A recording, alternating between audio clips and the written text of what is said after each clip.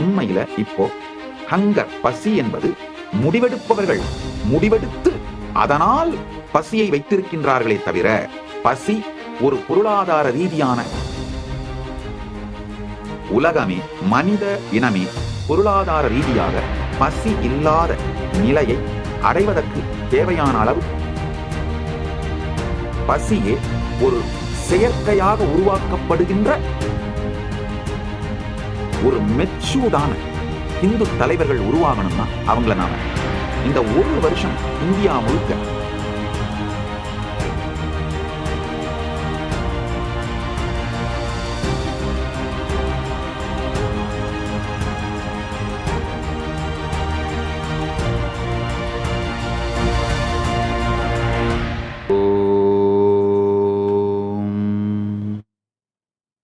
நித்யானந்தேஸ்வர பரமசிவசமாரம்பாம்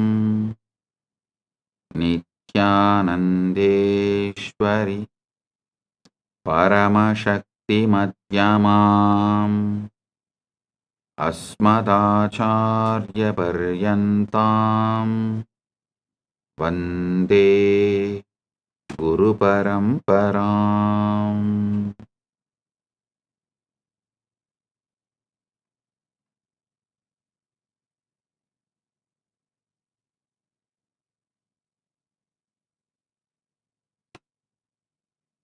ஓம் ஓம்.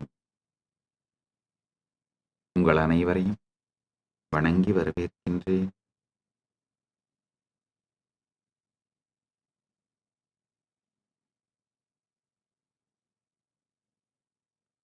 கைலாஸ் நித்யானந்த் ஜெயந்தி மகோத்சவம், நித்யானந்தோத்சவம், நித்யானந்த பிரம்மோத்சவத்தின் 16வது நாள் உற்சவம் உலகம் முழுவதிலும் இருக்கும் கைலாயங்களிலே நிகழ்ந்து கொண்டிருக்கின்றது.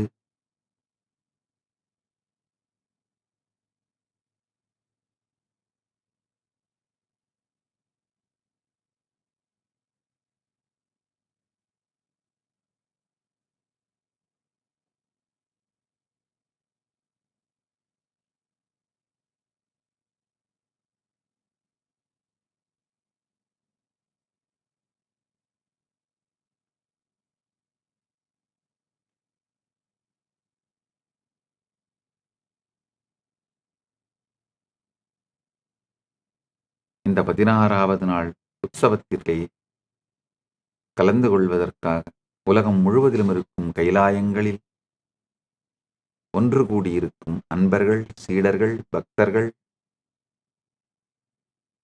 மற்றும் இணையத்தாலும் இதயத்தாலும் இணைந்திருக்கும் அன்பர்கள், பக்தர்கள், சீடர்கள்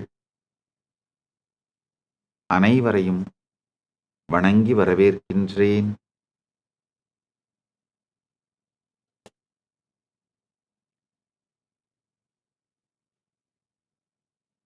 நித்யானந்தோத்சவத்தின் 16வது நாள் திருவிழாவாகிய இன்று கதவைத்திற காற்று வரட்டும் ஞான சத்சங்க, தியான சத்சங்க, ஞான ரசவாத நிகழ்விற்கு வந்திருக்கும் உங்கள் அனைவரையும் வணங்கி வரவேற்கின்றேன். இன்று பொங்கல் திருநாள், மகர சங்கராந்தி துவங்குகின்றது.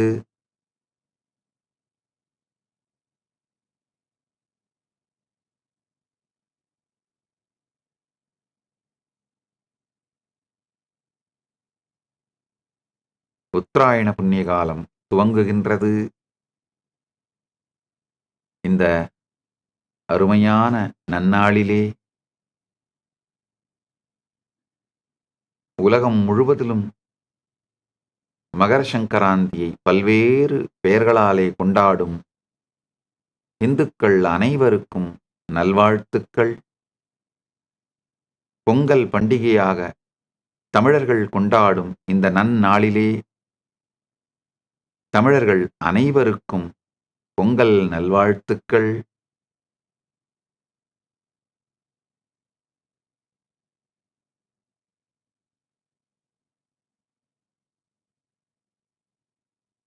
இந்த இனிய பொங்கல் திருநாள் எல்லோருக்கும் எல்லா மங்களத்தையும் நன்மையையும் தந்து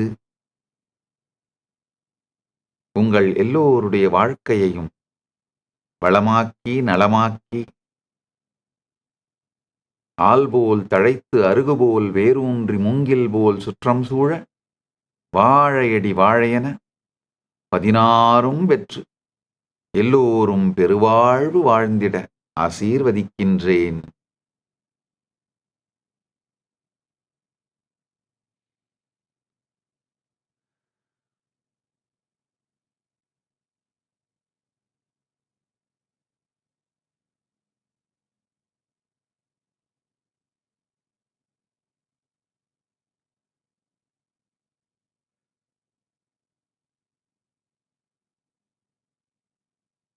பரமசிவப் பரம்பொருள்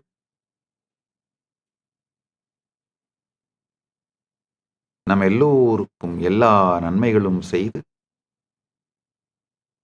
பரமாத்வைதத்தை அருளி ஆசீர்வதிக்கட்டும்.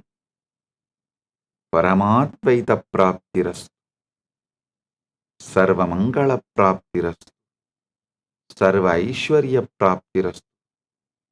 சர்வ ஆனந்த பிராப்திரஸ்து.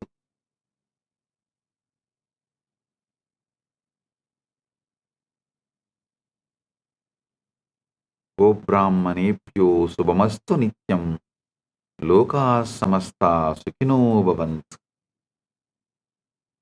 போகி, பொங்கல் மற்றும் மாட்டுப் பொங்கல், கனுப்பொங்கல் என்று நாம் கொண்டாடும் இந்த எல்லா பொங்கல் திருநாளும் எல்லோருக்கும் மங்களத்தை அளித்து, எல்லோருக்கும் ஆனந்தத்தை அளித்து, பெருநன்மை செய்வதாகட்டும்.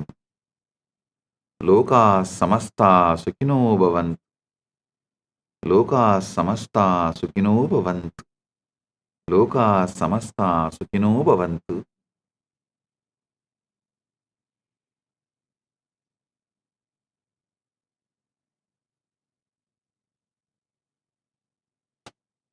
மகர சங்கராந்தி, உத்தராயண புண்ணியகாலம், இதை பீஷ்ம பருவம் என்றும் சொல்வோம். திருவண்ணாமலையிலே அண்ணாமலையார் சூரியனுக்கு அருள் செய்து சூரிய பூஜை ஏற்றுக்கொண்டு திருவூடல் உற்சவம் செய்தருளி கிரிவலம் செல்லும் உற்சவம் நடக்கும் நன்னாள்.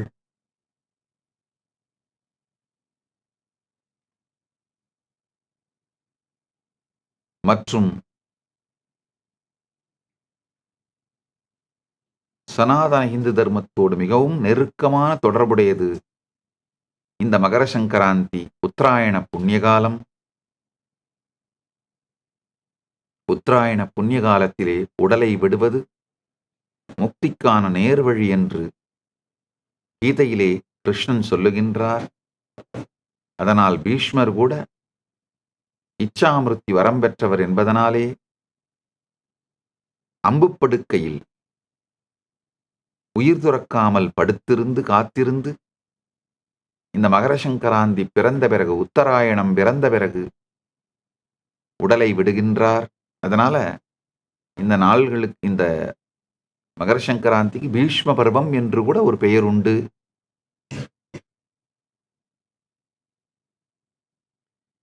இந்த நன்னாளில்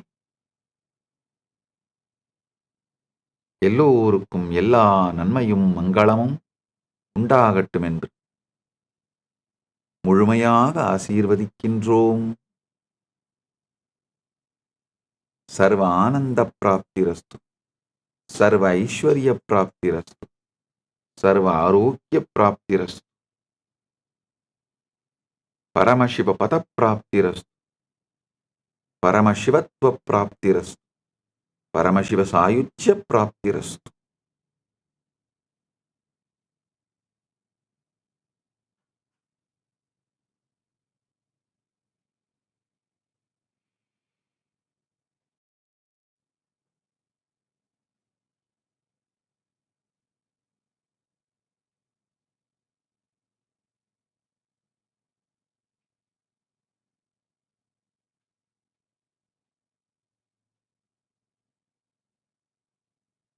உலகம் முழுவதிலும் இருக்கும் கைலாயங்களில் உத்தராயண புண்ணிய காலம் துவங்குகின்றது. உத்தராயண புண்ணியகால திருவிழாக்களும் உற்சவங்களும் துவங்குகின்றன. அக்னிர் ஜோதிர் அகம் சுக்ல ஷட்மாசா உத்தராயணம் தத்ர பிரயாதா கச்சந்தி பிரம்ம பிரம்மவிதோ ஜனாக. அக்னிர் ஜோதிர் அஹ சுக்லஹ ஷட்மாசா உத்தராயணம் தத்ர பிரயாதா கச்சந்தி பிரம்ம பிரம்மவிதோ ஜனாக. கீதையிலே 8வது சாப்டர்ல 24வது ஸ்லோகம். இந்த உத்தராயணத்திலே யார் உடலை விட்டு பிரயாணம் செய்கிறார்களோ அவர்கள் நேரடியாக பரம்பொருளை பிரம்மத்தை அடைகிறார்கள். இது தேவயானம் எனும் பாதை, மறுபிறவியில்லாத விடுதலைக்கான வழி என்று கிருஷ்ணன் கீதையிலே சொல்லுகிறார். அதேபோல பீஷ்மரும் காத்திருந்து இந்த உத்தராயணத்திலேயே உடல் விடுகின்றார்.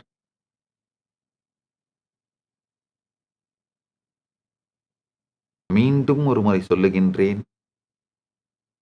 எப்பொழுதெல்லாம் வாய்ப்பு கிடைக்கிறதோ அப்பொழுதெல்லாம் சொல்லுவேன். வேதமுடு ஆகமம் மெய்யாம், புராணங்கள் இதிகாசங்கள் அனைத்தும் தெளிந்த பொய் கலக்காத கற்பனை சேராத முழுமையான பிரபஞ்ச வரலாற்று உண்மை பதிவுகள். பிரபஞ்ச வரலாற்று உண்மை பதிவுகள். ஆழ்ந்து புரிந்து கொள்ளுங்கள். பிரபஞ்ச வரலாற்று உண்மை பதிவுகள்.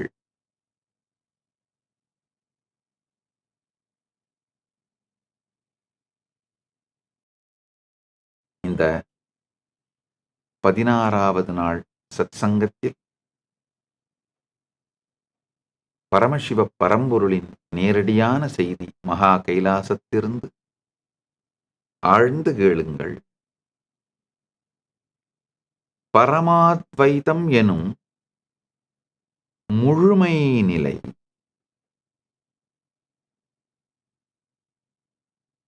எளிமையான புரிதலால் மட்டுமே நிகழ்ந்துவிட சாத்தியம் உண்டு. தனிப்பட்ட கடும் தவமோ கடும் சாதனைகளோ கலியுகத்திலே மக்களால் செய்ய இயலாது என்பதனால் எளிமையான ஸ்ரத்தையோடு கூடிய புரிதலால் மட்டுமே பரமாத்வைதத்தை அடைந்துவிட முடியும். அதனால தயவு செய்து சற்றே பொறுமையோட கேளுங்க. இந்த ஞான கருத்துக்களை புரிந்து கொண்டாலே போதும், வேற ஒண்ணுமே இல்லைங்க. இட் இஸ் ஜஸ்ட் வாழ்க்கைங்க. வாழ்க்கையினுடைய வெற்றியே அகத்திலே வெற்றி, இகத்திலே வெற்றி, பரத்திலே வெற்றி, உள்ளுள்ளும் புறத்துலும் வெற்றி.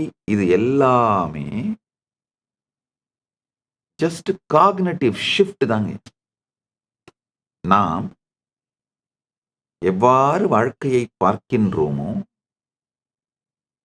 அது வேறொரு கோணத்திலே மலர்ந்தால், அதாவது வாழ்க்கையை பற்றிய தெளிந்த பார்வை மலருமானால்,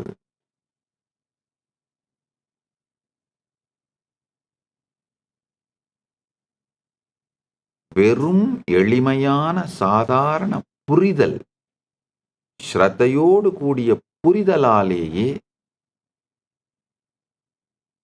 பரமானுபூதியை அடைந்துவிட முடியும். நம்முடைய சனாதன இந்து தர்மத்திலங்கயா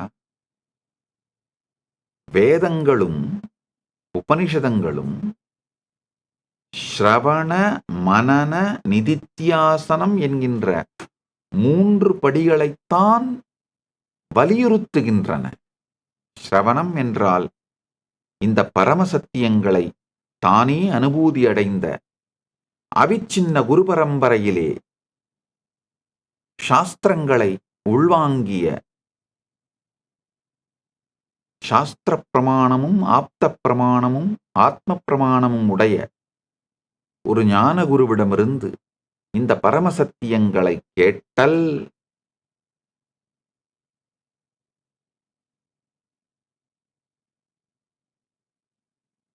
கேட்ட பிறகு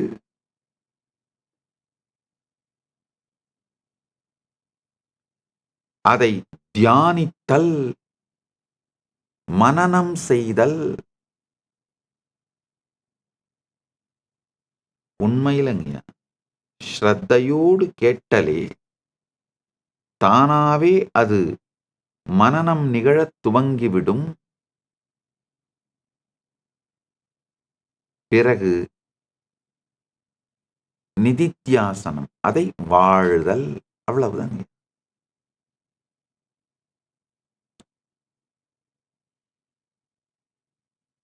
ஸ்ரவணம், மனனம், நிதித்தியாசம்.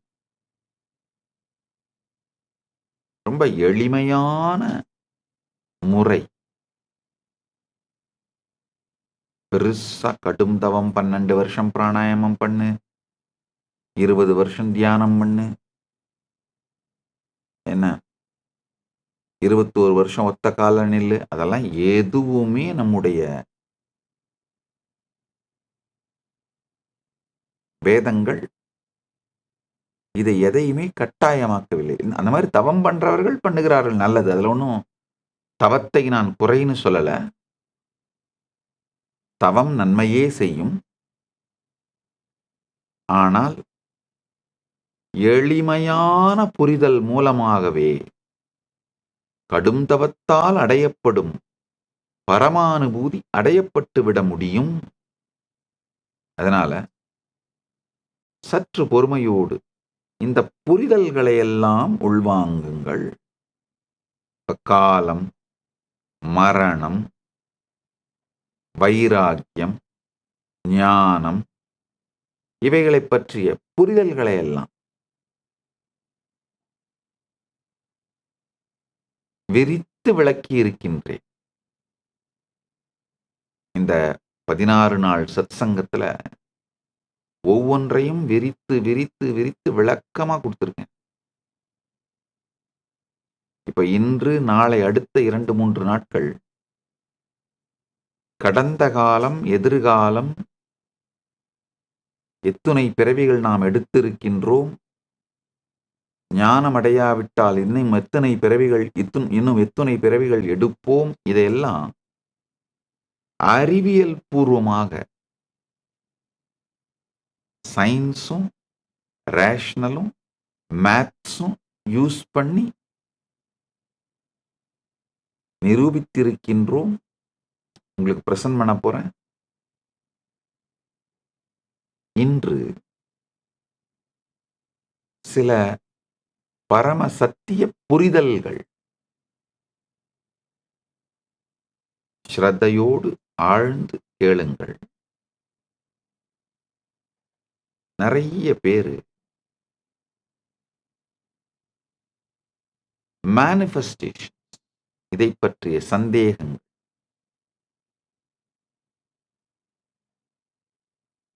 நிறைய கேள்விகள் அனுப்பியிருக்கீங்க. அது மட்டும் இல்லாம சில முக்கியஸ்தர்கள், அன்பர்கள்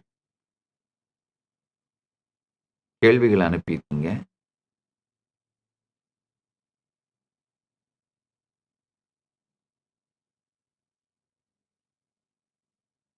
மரியாதைக்குரிய திரு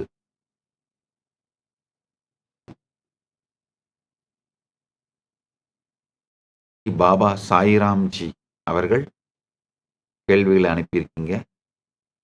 உங்களை வணங்கி வரவேற்கின்றேன். ஷீரடி சாய்பாபா டெம்பிள், சென்னையிலே இருக்கின்ற ஷீரடி சாய்பாபா டெம்பிளிலிருந்து ஸ்ரீ பாபா சாய்ராம்ஜி அவர்கள் அருமையான 10க்கும் மேற்பட்ட கேள்விகளை அனுப்பியிருக்கீங்க. இந்த கேள்விகளே நீங்கள் எவ்வளவு ஆழமான, தீர்க்கமான ஞானமும் பேரறிவும் உடையவர் அப்படிங்கிறத காட்டுது. உங்கள் கேள்விகளே என்னை மிகவும் உற்சாகப்படுத்துகிறது. இந்த கேள்விகளுக்கு விடையளிக்க நான் மிகவும் ஆனந்தப்படுகின்றேன்.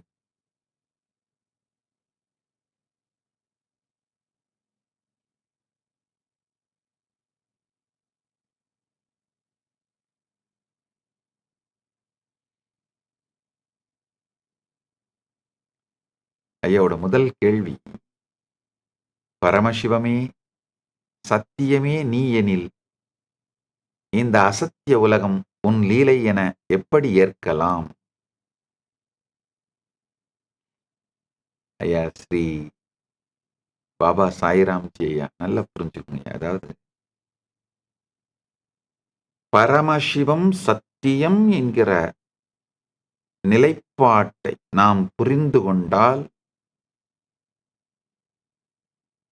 உலகம் அசத்தியமல்ல, உலகத்தை பற்றி நாம் வைத்திருக்கும் கருத்துக்கள் தான் அசத்தியம் என்று புரிந்துவிடும்.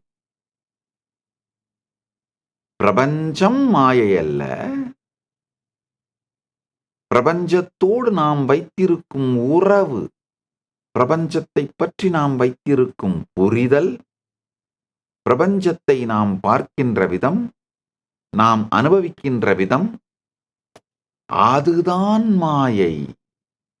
ஆழ்ந்து புரிந்து கொள்ளுங்க. அதாவது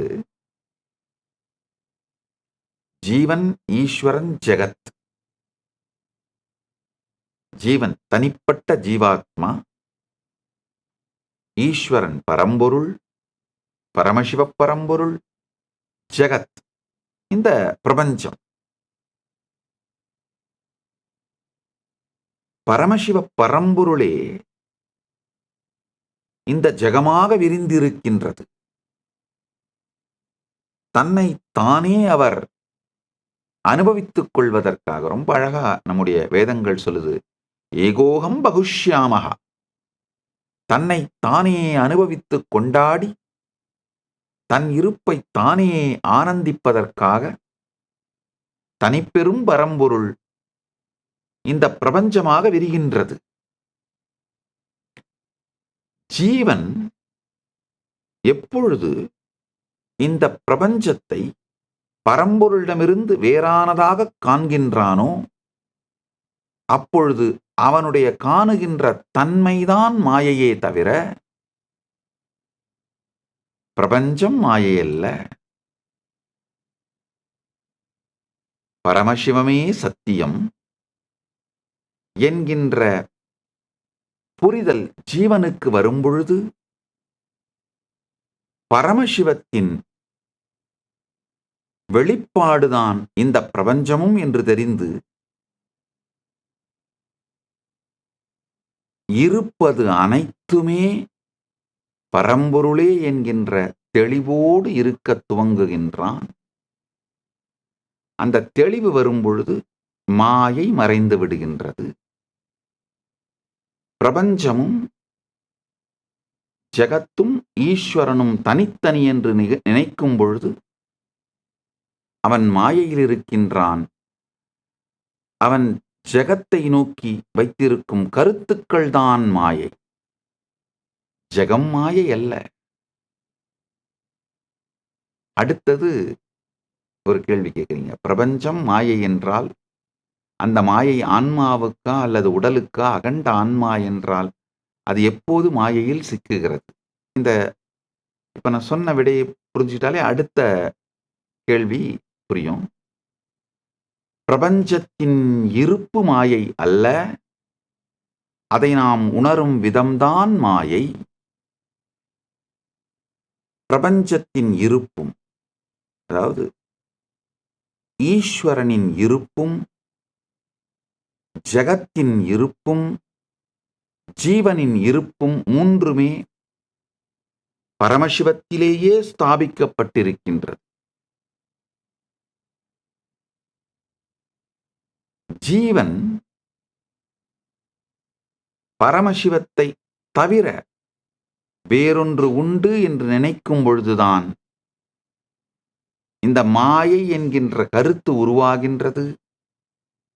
அது ஆன்மாவுக்கா உடலுக்கா அகண்ட ஆன்மா என்றால் அது எப்பொழுது மாயையில் சிக்குகிறது என்கின்ற இந்த குழப்பங்கள் அனைத்தும் உருவாகுகின்றன. உண்மையில்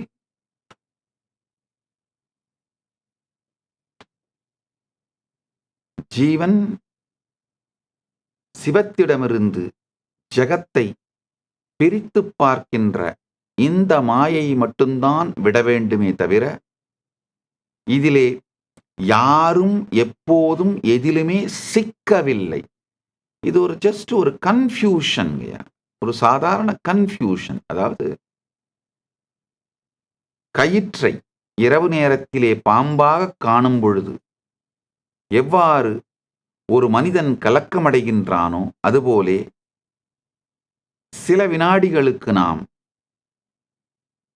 பரம்பொருளையே உலகம் என்கின்ற கற்பனையினாலே பார்த்து கலக்கமடைகின்றோம்.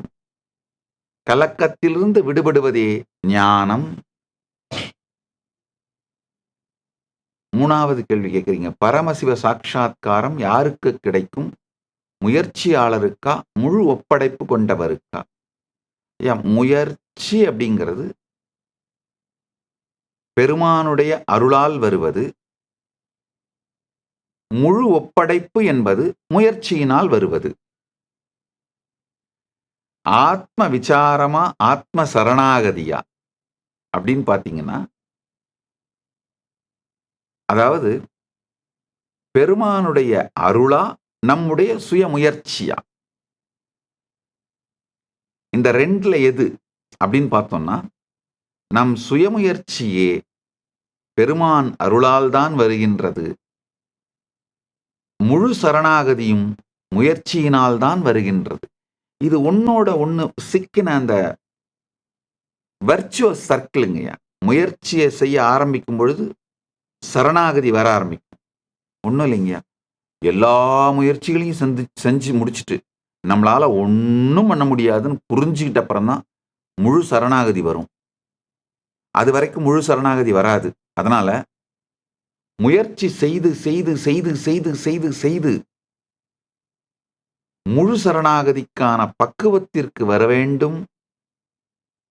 அப்ப முழு சரணாகதிக்கான பக்குவத்துக்கு வர்றதுக்கே முயற்சி வேணும்.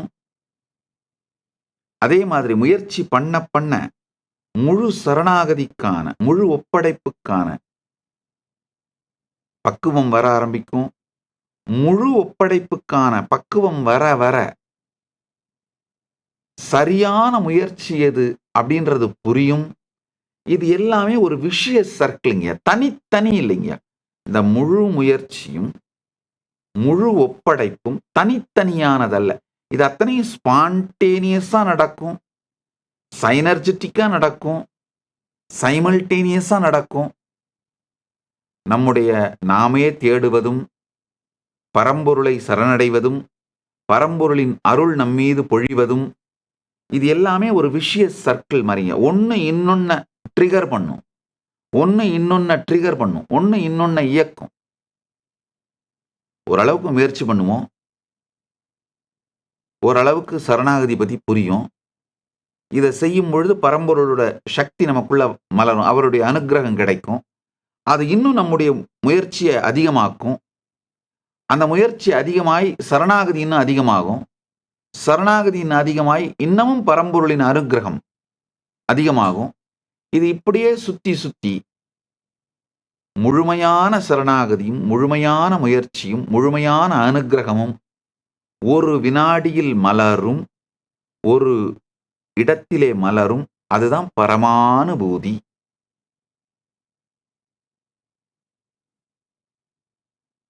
ஆழ்ந்து கேளுங்கள்.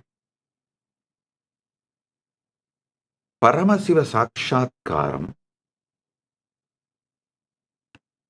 தான் எனும் தனித்துவம் இருக்கும் வரை முயற்சி செய்து ஆக வேண்டும். அதாவது தான் அப்படிங்கிற தனித்துவம் இருக்கின்ற வரை பரமசிவ சாட்சா்காரத்திற்காக அவர்கள் முயல வேண்டும். அந்த முயற்சியினாலேயே சரணாகதித்தன்மை ஏற்படும்.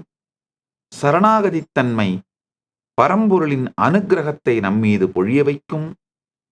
இந்த வர்ச்சுவஸ் சர்க்கிள், இந்த தர்ம சக்கரம் சுழன்று ஒன்றை ஒன்று அதிகரித்து அதிகரித்து அதிகரித்து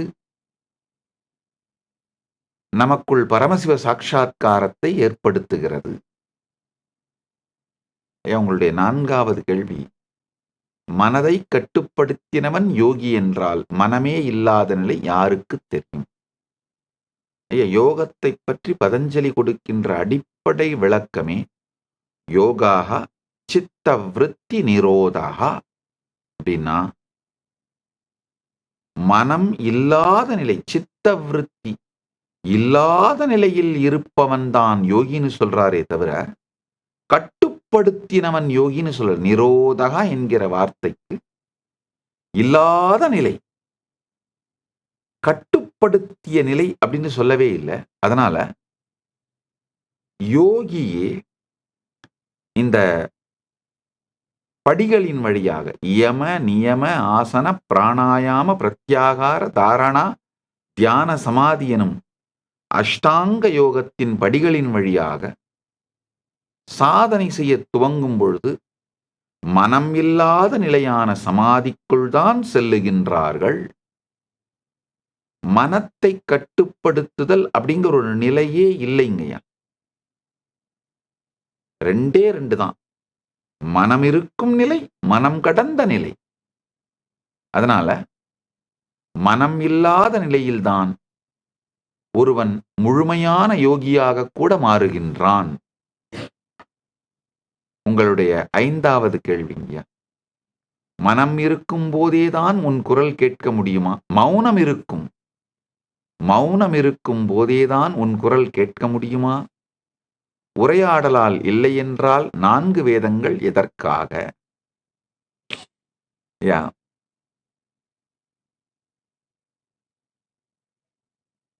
ஒரு மனிதனை மௌனத்திற்குள் செலுத்துவதற்கு தேவையான உரையாடல்தான் வேதங்கள். ஒரு மனிதன் மௌனத்தில் பரமசாந்த நிலையில் தட்சிணாமூர்த்தியோடு அபேத நிலையில் அமர்ந்திருக்கும் பொழுதுதான் பரம ஞானம் அவனுக்குள் மலருகின்றது.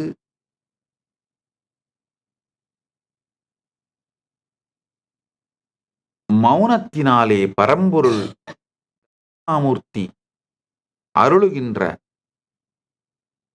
ஞான உபதேசங்கள் மலருகின்றது. இந்த 4 வேதங்களுமே மனிதனை மௌனத்திற்குள் கொண்டு செல்வதற்காகத்தான், வேறு எதற்காகவும் இல்லை. அந்த மௌனத்திற்குள் அவன் சென்று விட்டால் அங்கு உரையாடல் கிடையாது. பரம்பொருளிடமிருந்து அந்த பரமஞானம் அவன் மீது பொழிந்து கொண்டே இருக்கும். அவ்வளவுதான். உங்களுடைய 6வது கேள்வி, துரோகியும் உனது சந்நிதியில் வாழுகிறானா? அப்போதும் அவனுக்கு முக்தி வாய்ப்பு உள்ளதா? ஆஹா, அருமையான கேள்விங்க.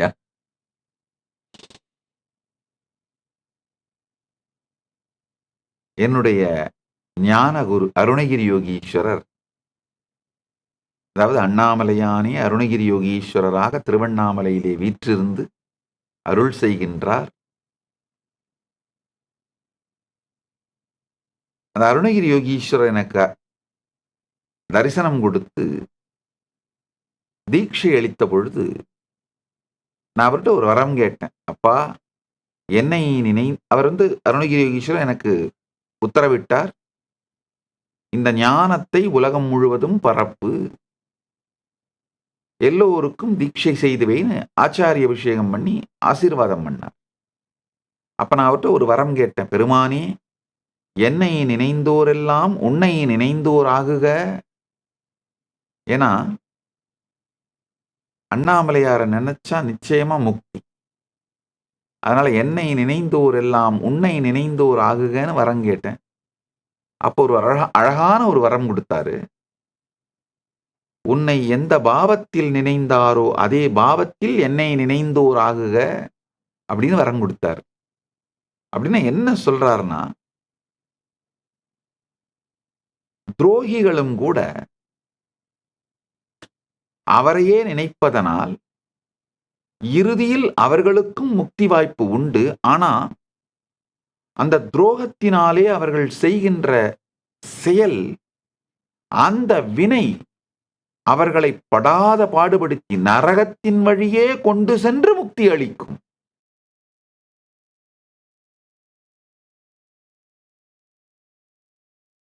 அன்பர்கள் பக்தியினாலே நினைந்து, பக்தியினாலே கரைந்து, பக்தியினாலே உருகுபவர்கள், கரைபவர்கள் ஆனந்தத்தின் வழி சென்று, சொர்க்கத்தின் வழி சென்று முக்தி அடைகின்றார்கள். துரோகிகள் கொடும் துக்கத்தின் வழியாகச் சென்று, ஏன்னா துரோகிகளுக்கு இருக்கிற மிகப்பெரிய பிரச்சனைங்க, தன்னோடேயே அவர்கள் நிம்மதியா இனிமையா இருக்க முடியாது. தனக்குள்ளேயே அவர்கள் நிம்மதி இருக்க முடியாது. ஆனாலும் பெருமானை நினைத்த காரணத்தால் பெரும் துக்கம், நரகம் இவைகள் வழியாகச் சென்று அந்த கர்மங்களை எல்லாம் கழித்து முடித்துவிட்டு முக்தியை அடைகின்றார்கள். பக்தர்களும் துரோகிகளும் 2 பேருமே முக்தி அடைகிறார்கள் இறுதியில். துரோகிகளுக்கு கொஞ்சம் காலம் எடுக்கும், கஷ்டம் எடுக்கும், அவ்வளவுதான்.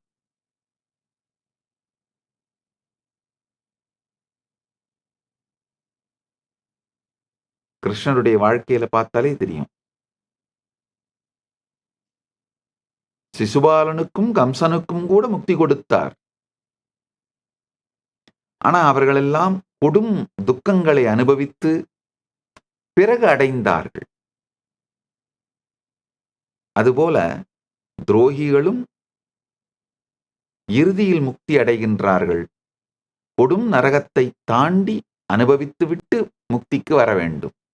அப்படி இல்லாம பக்தர்களாக இருந்தால் இனிமையிலிருந்து இனிமைக்கும், இனிமையிலிருந்து இனிமைக்குமான இனிமையின் பாதையிலேயே சென்று பக்தியில் கரைந்து பரமுக்தி அடைகின்றார்கள். உங்களுடைய 7வது கேள்வி, 3வது கண் திறந்தால்தான் உண்மையான ஞானம் பிறக்கிறது. நூல்கள் போதுமில்லையா? அறிவா அல்லது அனுபவமா? பரம உண்மையை அடைய முக்கியமானது எது? பரம உண்மையை அடைய அனுபூதிதான் முக்கியம். அதுல ஒன்றும் சந்தேகமே இல்லை. மற்றவர்களுக்கு அந்த பரம உண்மையை சொல்வதற்குத்தான் சாஸ்திர பிரமாணம் வேண்டுமே தவிர, தான் மட்டும் பரமஞானத்தில் இருப்பதற்கு அனுபூதி மட்டுமே போதுமானது. தான் மட்டும் பரமஞானத்தில் இருப்பவனுக்கு இருக்க வேண்டும் என்பவர்களுக்கு நூல்களோ சாஸ்திர ஞானமோ தேவை கூட இல்லை. குருவிடமிருந்து நேரடியாக தீட்சையும் குருவின் உபதேசங்களுமே போதும். அவர்களுக்கு பரமஞானத்தை அளித்துவிடும். ஆனா மற்றவர்களுக்கு சொல்ல வேண்டும் என்ற ஆச்சாரிய பொறுப்பை ஏற்று பரமாச்சாரிய திருப்பணியை செய்ய வேண்டியவர்கள், இந்த ஞானத்தை மற்றவர்களுக்கு அளிக்க வேண்டியவர்கள் நிச்சயமாக ஆத்ம அனுபவத்தோடு, ஆத்ம பிரமாணத்தோடு சேர்ந்து சாஸ்திர பிரமாணத்தையும் பெற்றிருக்க வேண்டும். சாஸ்திர பிரமாணம் இல்லாவிட்டால், சாஸ்திர ஞானம் இல்லாவிட்டால், ஆத்ம பிரமாணம் இருந்தால் கூட ஆச்சாரியனாக இருந்து மற்றவர்களுக்கு வழிகாட்டுவது சாத்தியம் இல்லை, சரியும் இல்லை. அதனால அனுபூதியின் போது எல்லோருக்குமே 3வது கண் திறக்கின்றது. 3வது கண் திறக்கும் பொழுதுதான் எல்லோருக்குமே அனுபூதி மலர்கின்றது. ஒரு தனி மனிதனுடைய பரமானுபூதிக்கு, ஆத்ம அனுபூதிக்கு, ஜீவன் முக்திக்கு, பரமுக்திக்கு சாஸ்திரங்களோ நூல்களோ தேவையில்லை. குருவின் உபதேசங்களும் தீட்சையும் மட்டுமே போதும். ஆனால் மற்றவர்களுக்கு உபதேசிக்கின்ற திருப்பணி செய்பவர்களுக்கு ஆத்ம அனுபவமும் ஆத்ம பிரமாணமும் சாஸ்திர பிரமாணமாகிய நூல்களின் அறிவும் தேவை. உங்களுடைய 8வது கேள்வி, அனைத்தும் சிவமயம் என்கின்ற உண்மை தெரிந்த பிறகு வாழ்க்கையின் நோக்கம் என்ன? இது திரும்ப ரொம்ப அழகா வேதங்களிலே பெருமான் சொல்றாரு. ஏகோகம் பகுஷ்யாமகா, அனைத்தும் சிவமயம் என்கின்ற உண்மை புரிந்தபின் நம்மை நாமே ஆனந்தத்தோடு அனுபவிப்பதுதான் வாழ்க்கையின் நோக்கம். அதற்கு மேல் வேறொரு நோக்கம் இல்லை. 8வது கேள்வி, அனைத்தும் சிவமயம் என்கின்ற உண்மை தெரிந்த பிறகு வாழ்க்கையின் நோக்கம் என்ன? நல்லா புரிஞ்சுக்குங்க. அனைத்தும் சிவமயம் என்று தெரிந்தபின் நம்மை நாமே கொண்டாடி பரமானந்தத்தில் பரமாத்வைதத்தில் இருப்பதே வாழ்க்கை. அதற்கு மேல தனிப்பட்ட நோக்கம் கிடையாது. பரமுக்தியில் பரமாத்வைதத்தில் திளைத்திருப்பதே வாழ்க்கையின் நோக்கம். உங்களுடைய 9வது கேள்வி, பிராரப்தம் துன்பமளிக்கும் போது என் எண்ணங்களால் அதை கலைக்க முடியுமா? பிராரப்தம் நிலையாக தீர்மானிக்கப்பட்டது எனில் அதை யாராலும் மாற்ற முடியுமா? பிராரப்தம் நிலையாக தீர்மானிக்கப்பட்டது அல்ல. உங்களுடைய எண்ணங்களாலே பிராரப்தத்தை துன்பம் இல்லாத நிலையாக மாற்ற முடியும். பிராரப்தம் துன்பமளிக்கிறது என்று நினைப்பதே கூட நம்முடைய எண்ணங்களுக்குள் ஏற்படும் மாயைதான் என்பதனால் நம் எண்ணங்கள் சீரமைக்கப்பட்டால் பிராரப்தம் துன்பத்தை அளிக்காது. பிராரப்தம் நிலையாக தீர்மானிக்கப்பட்டதும் இல்லை. குருவின் தீட்சையாலும் அருட்பார்வையாலும் சக்திபாதத்தாலும் சக்திநீபாதத்தாலும் பிராரப்தம் சூரியனை கண்ட பனி போலே விலகி கரைந்து காணாமல் போய்விடும். உங்களுடைய 10வது கேள்வி, மோக்ஷம் கோவிலில் இல்லையெனில் என் உள்ளத்திற்குள் அதை எப்படி உணர முடியும்? மோக்ஷம் கோயிலில் உண்டு. மோக்ஷம் கோவிலில் இல்லை அப்படிங்கிறதே தவறான கருத்து. மோக்ஷம் கோவிலிலும் உண்டு, நம் உள்ளத்திலும் உண்டு. கோவிலில் மோக்ஷத்தை கண்டார் மட்டுமே உள்ளத்துள் மோக்ஷத்தை காண முடியும். கோவிலில் கடவுளை உணர்ந்தார் மட்டுமே உள்ளத்துள் கடவுளை உணர முடியும். வெளியில நம்முடைய புலன்கள் இயல்பாகவே புறவுலகை நோக்கியே இயங்குகின்றது. வெளியில கோவிலில் கடவுளை உணர்ந்தால், மோட்சத்தை உணர்ந்தால், அமைதியை உணர்ந்தால் மட்டும்தான் உள்ளத்திற்குள்ளும் அதை உணரும் பக்குவம் வரும். அதனால் ஊர்தோறும் ஆலயம் செய்வோம், வீதிகள் தோறும் ஆலயம் செய்வோம், வீடுகள் தோறும் ஆலயம் செய்வோம் என்பதுதான் நம்முடைய சனாதன இந்து தர்மத்தின் பாரம்பரியம். பாருங்கயா, இந்த வீடுகள் தோறும் பூஜை அறைன்னு வைத்திருக்கின்ற பழக்கமே நம்முடைய சனாதன இந்து தர்மத்துக்கே உரிய பழக்கம்ங்கய்யா. ஊர்தோறும் ஆலயம் செய்து, வீதிதோறும் ஆலயம் செய்து, வீடுதோறும் ஆலயம் செய்து, வீட்டிலே இருக்கின்ற ஆலயம் ஆன்மார்த்த பூஜைக்காகவும், ஊர் மத்தியில் இருக்கும் ஆலயம் பரமார்த்த பூஜைக்காகவும் என்று நம் முன்னோர்கள் வகுத்து வைத்தது. கோவிலில் மோக்ஷம் உண்டு, கோவிலில் இறை அனுபூதி உண்டு, கோவிலில் கடவுள் தரிசனம் உண்டு, கோவிலில் மோட்சத்தையும் இறை அனுபூதியையும் சாந்தத்தையும் சக்தியையும் அமைதியையும் ஆண்டவனையும் உணர்ந்தவனால் மட்டும்தான் உள்ளத்துள் அவைகளையெல்லாம் உணர முடியும். அடுத்து உங்களுடைய 10வது கேள்விங்க. பரமசிவமே, உன்னால் ஏற்கப்படாதது ஏதாவது இருக்கிறதா? எதுவும் இல்லை. பரமசிவம்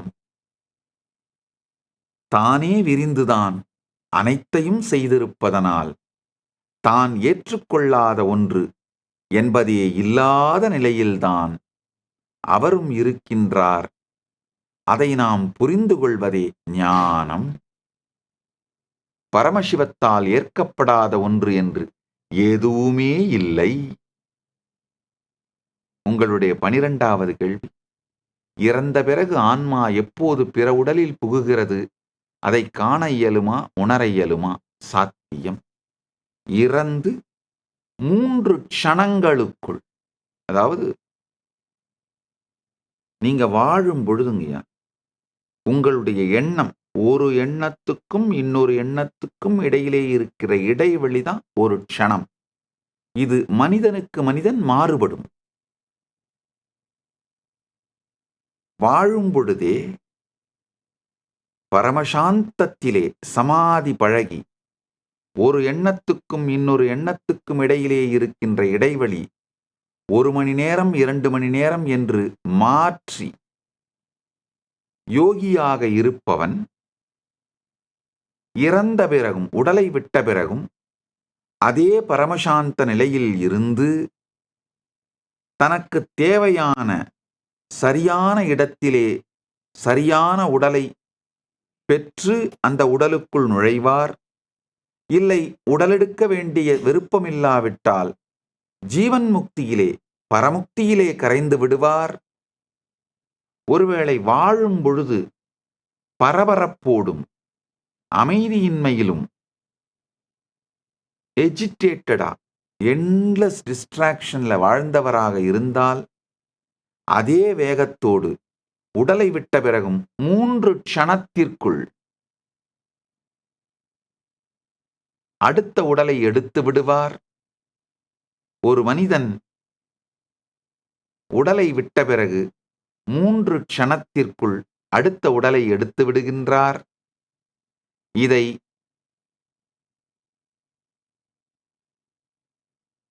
சமாதி பழகும் அன்பர்கள், 3வது கண் விழிப்படைந்த அன்பர்கள் நிச்சயமாக காண இயலும், உணரவும் இயலும்.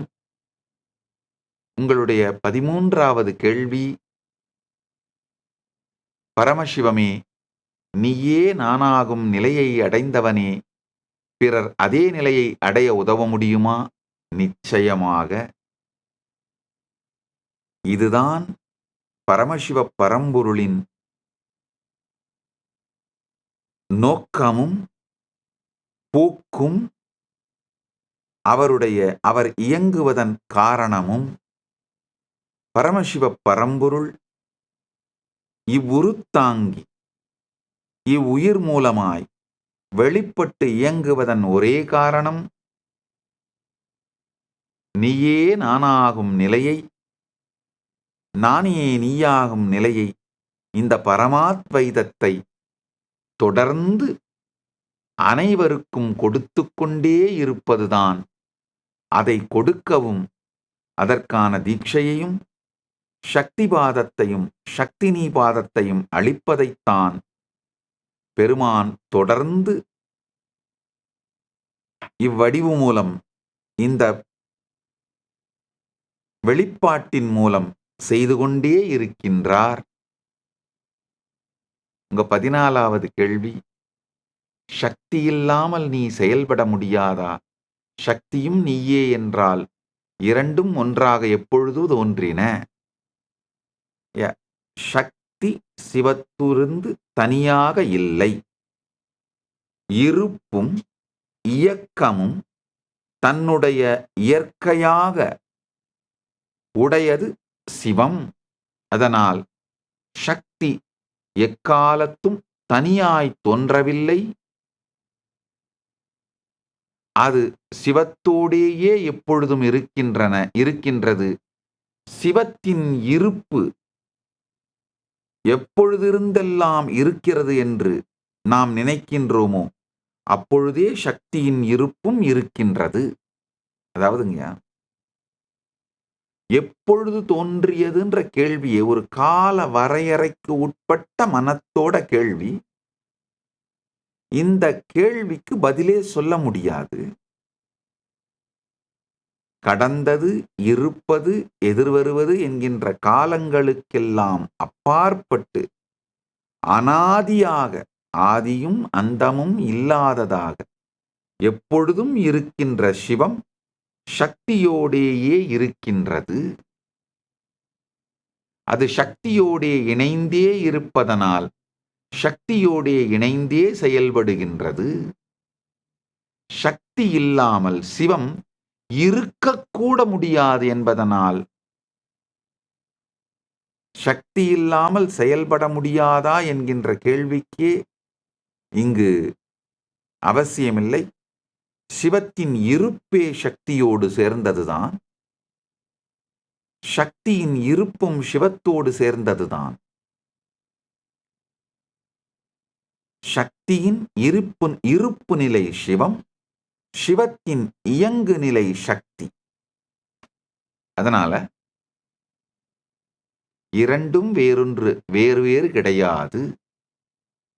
உங்களுடைய 15வது கேள்வி, எக்ஸிஸ்டன்ஸ் சத்தமா சப்தமா, முதலில் தோன்றியது எது?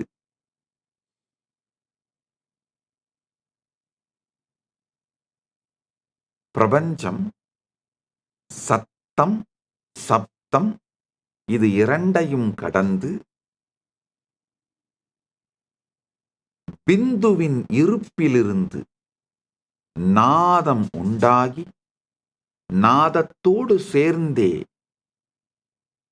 இதை புரிந்து கொள்ளுகின்ற சப்தமும், பிறகு சப்தத்திற்கு விளக்கம் சொல்லுகின்ற மனமும், மனத்தின் விருத்தியினாலே சப்தம் இசையாகவும் மொழியாகவும் மலர்தலும், இது அனைத்துமே ஸ்பான்டேனியஸாவும் சைமல்டேனியஸாவும் மேனிஃபெஸ்ட் ஆகுதுங்க. இதுல கோழி முதலில் வந்ததா, கோழி முதலில் வந்ததா, முட்டை முதலில் வந்ததா அப்படிங்கிற கேள்விக்கே இடம் இல்லை.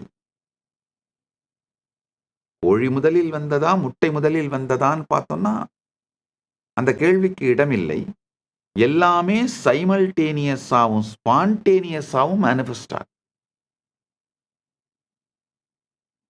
பிந்துவிலிருந்து சத்தமும் சப்தமும், சப்தத்திலிருந்து இசையும், இசையை புரிந்து கொள்ளும் மனமும், இசையிருந்து வார்த்தைகளும், வார்த்தைகளை புரிந்து கொள்ளும் மனமும், இவை அனைத்துமே ஸ்பான்டேனியஸா மேனிஃபெஸ்ட் ஆகுதுங்க.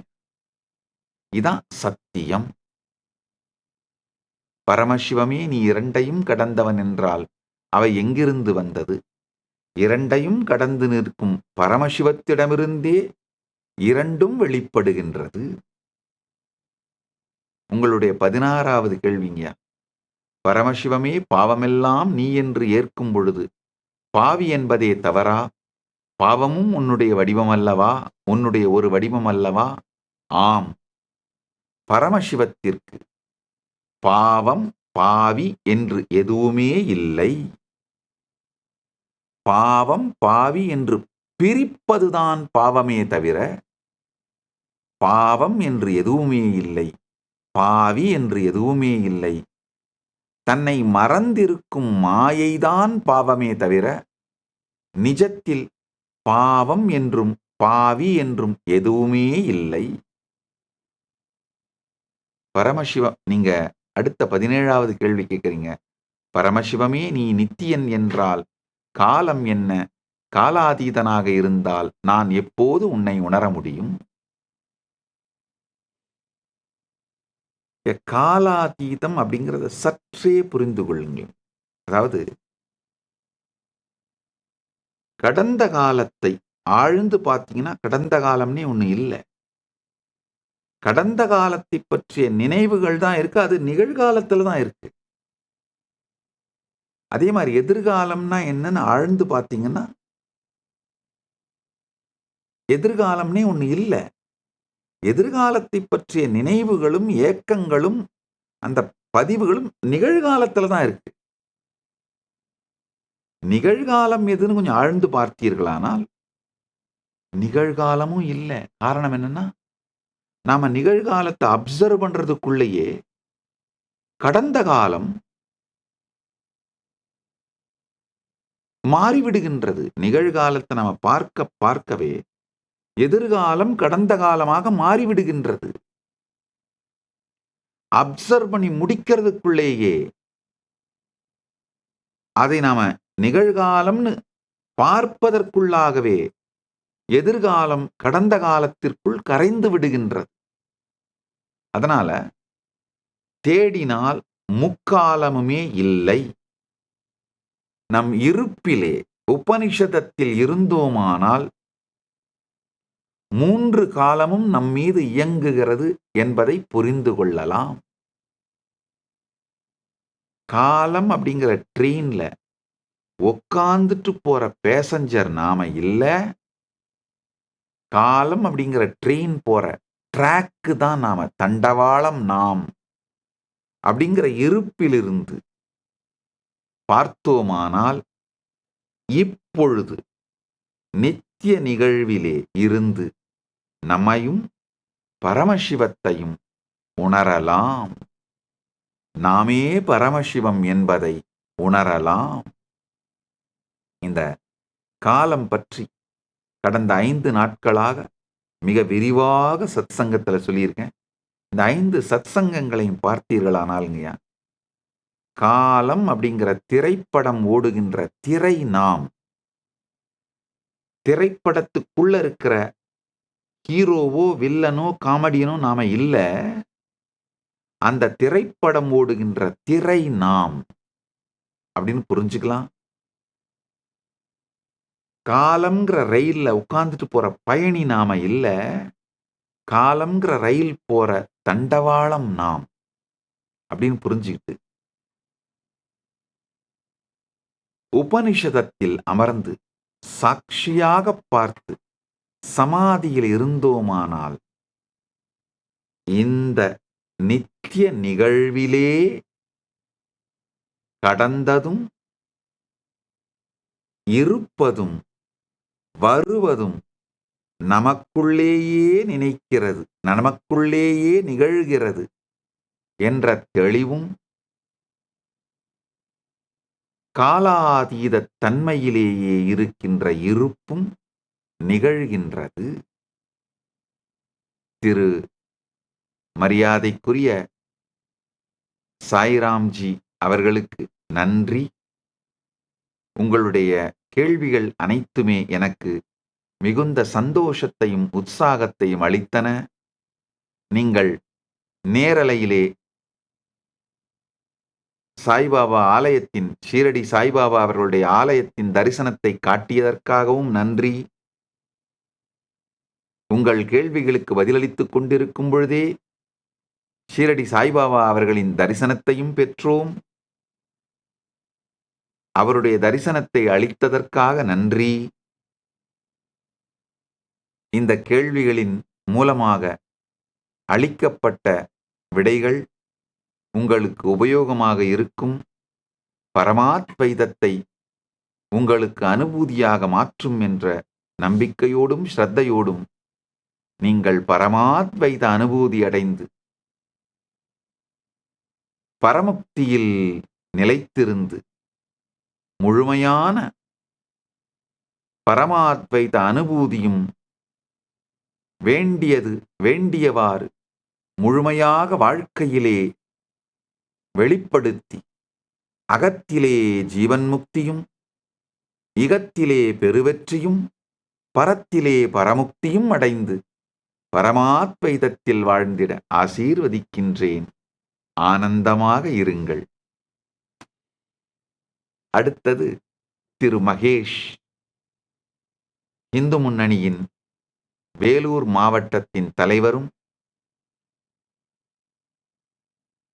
தமிழக பாரதிய ஜனதா கட்சியில் முக்கிய பிரமுகருமாக இருக்கின்ற திரு கே மகேஷ் அவர்கள் கேள்வி அனுப்பியிருக்காங்க. திரு கே மகேஷ் அவர்களை வணங்குகின்றேன். உங்களுடைய கேள்வி, taking Hinduism and its principles to rural people is something only Swamiji can do at this scale.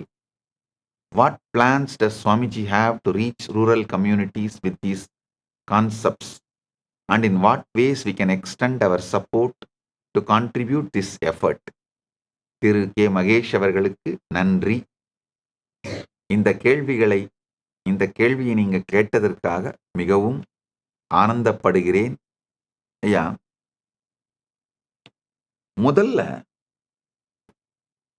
தானே சனாதன இந்து தர்மத்தை ருசித்து, இந்த சனாதன இந்து தர்மத்தோட யுட்டிலிட்டி வேல்யூவை புரிஞ்சுக்கிட்டுங்க. அதாவது எப்படி சனாதன இந்து தர்மம் தன்னுடைய தினசரி வாழ்க்கையிலே நம்முடைய உடல் நலத்தையும் மனநலத்தையும் உயிர் நலத்தையும் இனிமையான உறவுகளையும் செல்வ வளத்தையும் அதிகமாக்குகிறது, மேன்மைப்படுத்துகிறது. ஜீவன் முக்த அனுபூதியை தினசரி வாழ்க்கையில் எப்படி அளிக்கின்றது அப்படிங்கிறத அனுபூதியாக புரிந்து கொண்டு அதை மக்களுக்கு எடுத்துச் சொல்லக்கூடிய ஆயிரக்கணக்கான சனாதன இந்து தர்மத்தின் அமைதி தூதுவர்களை உருவாக்குவது மட்டும்தான் நிஜமான சனாதன இந்து தர்மத்தை அடித்தட்டு மக்களுக்கு, வேர் மக்களுக்கு கொண்டு செல்வதற்கான ஒரே வழிங்க. கடந்த 26 ஆண்டுகளாக 2000 துவங்கிங்க தமிழ்நாடு பூசாரிகள் பேரவை, தமிழ்நாடு விஸ்வ இந்து பரிஷத் மற்றும் பல்வேறு இந்து இயக்கங்கள் அவர்களுடைய உறுப்பினர்களை அனுப்பி அவர்களுக்கு நம்முடைய ஆதீனத்திலே இந்த பயிற்சிகளை கொடுத்து பல்வேறு நிலை இந்த ஆன்மீக பயிற்சிகள். முதல்ல என்னன்னா, தனிநபர் ஒவ்வொருவரும் தங்களுடைய வாழ்க்கையிலே சனாதன இந்து தர்மத்தின் சத்தியங்களை ருசித்து பார்க்க வேண்டும், அனுபவித்து பார்க்க வேண்டும். அவங்களுக்கே உடல் நலம் வரணும், மனநலம் வரணும். இந்த ஞான கருத்துக்களாலே, இந்த சனாதன இந்து தர்மத்தின் சத்தியங்களை வாழ்வதாலே அவங்க வீட்டில், அவங்க வாழ்க்கையில் இருக்கிற உறவுகள் மேம்படணும், அவங்களுக்குள்ள நிம்மதி ஆனந்தம் வரணும், அவங்களுக்கு செல்வ வளம் பெருகணும், அவங்க ஆன்ம அனுபூதி அடையணும், அவங்களுக்குள்ள அந்த ஆன்ம திருப்தியும் ஆன்ம சாந்தமும் ஆன்ம அனுபூதியும் நடக்கணும். இதை அவர்களுக்கு அனுபூதியாக கொடுத்து அந்த அனுபூதியை அவர்கள் அடைந்த பின்னால் அதை மற்றவர்களுக்கு அளிக்கின்ற பயிற்சியும் கொடுத்து அவர்களை சமூகத்திற்குள் சனாதன இந்து தர்மத்தின் தூதுவர்களாக அனுப்புகின்ற திருப்பணியை கடந்த 26 ஆண்டுகளாக செய்து கொண்டிருக்கின்றோம். அதாவது முதல்ல 2 நாள் வகுப்பா எடுப்போம், அதுக்கு பிறகு 7 நாள் வகுப்பா எடுப்போம், அதுக்கு பிறகு 1 மாதம் வகுப்பா எடுப்போம். இப்பவும் திருவண்ணாமலையிலே முழுமையாக இலவசமாக உணவு தங்குமிடம் கொடுத்து 1 மாதம் இந்த நிகழ்ச்சியை, இது உண்மையில பார்த்தீங்கன்னா 5 லட்சம் ரூபாய் மதிப்புடைய நிகழ்ச்சிங்கய்யா. காரணம் என்ன, இந்த நிகழ்ச்சியில ஒருவர் பங்கெடுத்தால் ஆதீனம் நம்ம ஆசிரமத்திலிருந்து செய்கின்ற செலவு 5 லட்சம். இந்த 5 லட்சம் ரூபாய் மதிப்புடைய இந்த நிகழ்ச்சியை இலவசமாக அளிக்கின்றேன். நீங்க இந்து முன்னணி சார்பிலேயோ உங்களுடைய உறுப்பினர்கள் இல்ல நண்பர்கள், உங்களுடைய பிரமுகர்கள், உங்களுடைய பிரச்சாரகர்கள் யாரை வேண்டுமானாலும் அனுப்புங்கள். சனாதன இந்து தர்மத்தோட அடிப்படை சத்தியங்கள் ஒரு 50 அடிப்படை பிரின்சிபிள்ஸ்ங்க. சனாதன இந்து தர்மம் சொல்லுகின்ற கடவுள், காலம், உடல் நலம், மனநலம், உயிர் நலம், ஆன்மவளம், இனிமையான உறவுகள், நல் உறவுகள், நல்ல பொருளாதார வளம், தன்னைத்தானே ஹேண்டில் பண்ணிக்கிற, மேம்படுத்திக்கிற உடல், மன, உயிர் அமைப்பு, இது அத்தனையையும்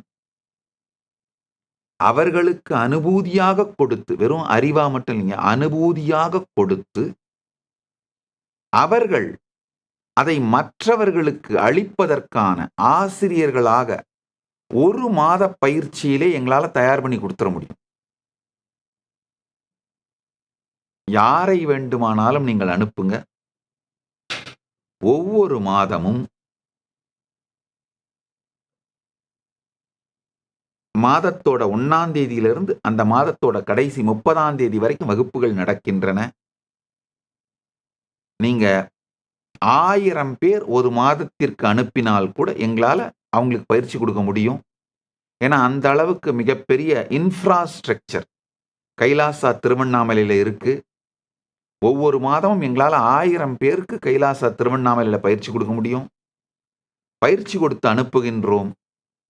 இது போக இந்தியா முழுக்க 1 வருடம் யாத்திரை செய்து பாரதத்தினுடைய முழுமையையும் புரிந்து கொள்வதற்கு நாம எப்படி, அதாவதுங்கய்யா, இந்தியா வந்துங்கய்யா சாதாரண ஒரு 1947ல பொலிட்டிக்கல் பிராண்டா பில்டு பண்ணப்பட்ட ஒரு சாதாரண நாடு கிடையாதுங்கய்யா. நாம ஒரு சிவிலைசேஷனல் நேஷன்ங்கய்யா. பாரதம் தான் நம் அடித்தளம். இந்தியாங்கிற பொலிட்டிக்கல் பிராண்டு 1947ல பாரதம்ங்கிற அடித்தளத்தின் மீது கட்டப்பட்டிருக்கிறது. அதனால பாரதத்தை மக்கள் உணர்ந்து கொண்டால், அனுபவித்தால்தான் அவங்க இந்தியாங்கிற நாட்டுக்கு நேர்மையோட இருப்பாங்கய்யா, லாயலா இருப்பாங்க. ஹிந்து சிவிலைசேஷனல் நேஷனை புரிஞ்சுக்கிட்டோம்னா தான் இந்தியாங்கிற நேஷனை பத்தி நாம புரிஞ்சுக்க முடியும். இந்தியாங்கிற நேஷனை நம்மளால காப்பாற்ற கூட முடியுங்கய்யா. தெய்வீகம்தான் நம்முடைய தேசியத்தின் அடிப்படை. அதனால விவேகானந்தருடைய வாழ்க்கையிலேயே பார்த்தீங்கன்னா, விவேகானந்தர் ரொம்ப தெளிவா சொல்றாரு, நரேந்திரனாக இருந்த என்னை விவேகானந்தராக மாற்றியது நான் இந்தியா முழுவதும், பாரதம் முழுவதும் செய்த யாத்திரைதான் அப்படிங்கிறார். விவேகானந்தர் பரிவராஜக யாத்திரை பண்றாருங்க. ராமகிருஷ்ணர் சமாதியான பிறகு இந்தியா முழுவதும் நடந்து யாத்திரை பண்றார். அந்த யாத்திரையின் பொழுது அவருக்கு ஏற்பட்ட அனுபவங்கள், அனுபூதிகள், இதுதான் நரேந்திரனை விவேகானந்தராக பரிணமிக்க செய்தது. என் வாழ்க்கையிலையும் அதேதாங்கய்யா. சாதாரண ஒரு கோயில் பரதேசியாக, அதாவதுங்கய்யா, திருவண்ணாமலையில் நல்ல ஒரு நடுத்தரமான குடும்பம் தான். ஆனா மரபோடு கூடிய கோயில் பெருங்குடியிலே பிறந்தேன். அதாவது அண்ணாமலையார் ஆலயத்தையே தங்கள் வாழ்க்கையாக கொண்டு வாழ்ந்து வந்த சைவவேளாளர் குலத்துல பிறந்தேன். நானாக வேண்டித்தான் துறவை ஏற்றேன். அது என் மீது திணிக்கப்படவில்லை. ஏதோ குடும்பம் என்னை கண்டுகொள்ளாமல் விட்டு நான் கோயில் பரதேசியா மாறிடலைங்கய்யா. உண்மையில குடும்பம் என்னை, அவங்க ஆசிரமம், இப்போ அவங்க என்ன சொன்னாங்க, சந்நியாசம் போகணும்னு சாமி முடிவு பண்ணி, நீங்க முடிவு பண்ணா நாங்கள் பீடத்தை, ஆசிரமத்தை அமைத்து தருகிறோம், நீங்க இருங்கன்னு தான் சொன்னாங்க. ஆனால் நான் என்னுடைய அனுபூதியை நான் அடைந்து, அந்த அனுபூதியினால் மக்கள் பலனடையும் பொழுது, அதனால் சங்கம் இயக்கம் நடக்க வேண்டுமே தவிர முன்னோர்கள் சொத்தை வைத்து உருவாக்கப்படும் எந்த ஆன்மீக இயக்கமும் நிலைத்தும் நிற்பதல்ல, அது தர்மத்தின்படி சரியும் அல்ல அப்படின்னு நானாக வேண்டித்தான் என் குருமார்களுடைய ஆசியோடு பரமசிவ பரம்பொருளின் பேரருளோடு கோயில் பண்டாரமாக கோயிலில் வாழுகின்ற ஒரு சந்நியாசியாக அண்ணாமலையார் ஆலயத்தில் என் வாழ்க்கையை துவங்கினேன். ஆனால் என்னை முழுமையாக மலரச் செய்தது இந்தியா முழுவதும் நான் செய்த பரிவராஜக யாத்திரைதான். அதே மாதிரி ஒரு மெச்சூர்டான ஹிந்து தலைவர்கள் உருவாகணும்னா அவங்கள நாம இந்த ஒரு வருஷம் இந்தியா முழுக்க நடந்து யாத்திரை பண்ணி மக்களை சந்தித்து பல்வேறு ஆலயங்களுக்கு சென்று இந்தியா முழுக்க இருக்கிற பல்வேறு மடங்கள், ஆலயங்கள், ஆன்மீக கம்யூனிட்டிங்க இங்கெல்லாம் போய்ங்க இந்தியா முழுக்கங்கயா குறைந்தபட்சம் ஒரு அருமையான நினைத்து பார்க்க முடியாத அதிசயத்தோடு கூடிய ஆன்மீக கம்யூனிட்டிஸ் பாண்டிச்சேரியில் இருக்கிற அரவில்ல இருந்து தென்னகத்தில் இருக்கிற மெய்வழிச்சாலை மாதிரி ஒரு 1000 கம்யூனிட்டிஸ், அதே மாதிரி அதிசயிக்கத்தக்க 1000 ஆலயங்கள் திருவண்ணாமலையில துவங்கி காசி கேதார்நாதம் வரை இது மாதிரியான ஆலயங்கள், ஆன்மீக குழுக்கள், மடங்கள், ஆதீனங்கள் இவைகள் எல்லாவற்றையும்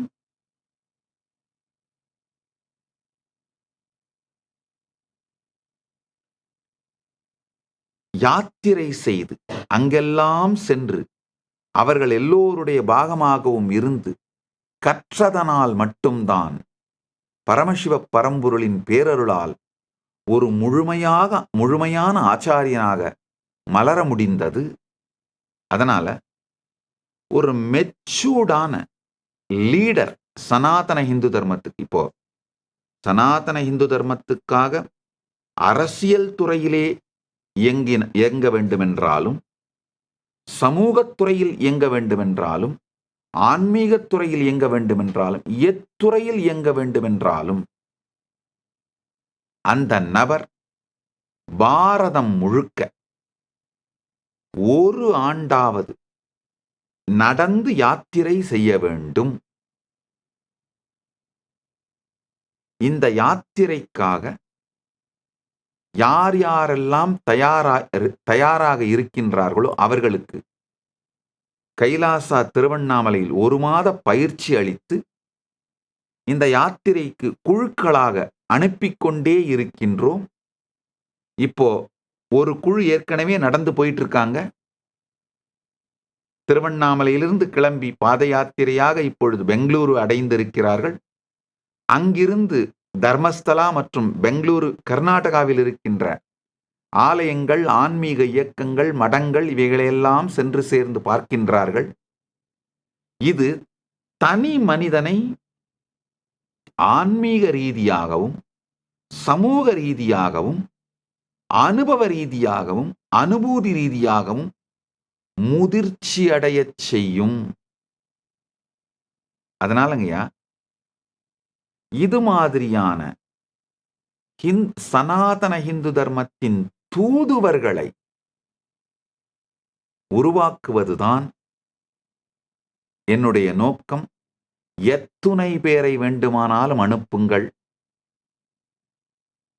அவர்களுக்கு கைலாசா திருவண்ணாமலையில் 5 லட்சம் ரூபாய் மதிப்புடைய இந்த பயிற்சியை, உணவு, தங்குமிடம், பயிற்சிக்கான பொருட்கள், பூஜை பொருட்கள் மற்றும் புத்தகங்கள் அனைத்தையும் இலவசமாக கொடுத்து, பயிற்சியும் கொடுத்து, 1 ஆண்டு அவர்கள் இந்தியா முழுவதும் யாத்திரை செய்வதற்கு தேவையான சகல உதவிகளையும் வசதிகளையும் செய்து கொடுத்து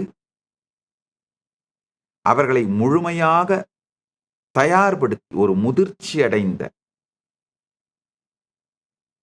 பாரதத்திற்காக, சனாதன இந்து தர்மத்திற்காக தங்கள் வாழ்க்கையை தியாகம் செய்கின்ற முதிர்ச்சியோடு பயிற்சி பெற்ற தலைவர்களாக உங்களுக்கு திருப்பி அளிக்கின்றேன்.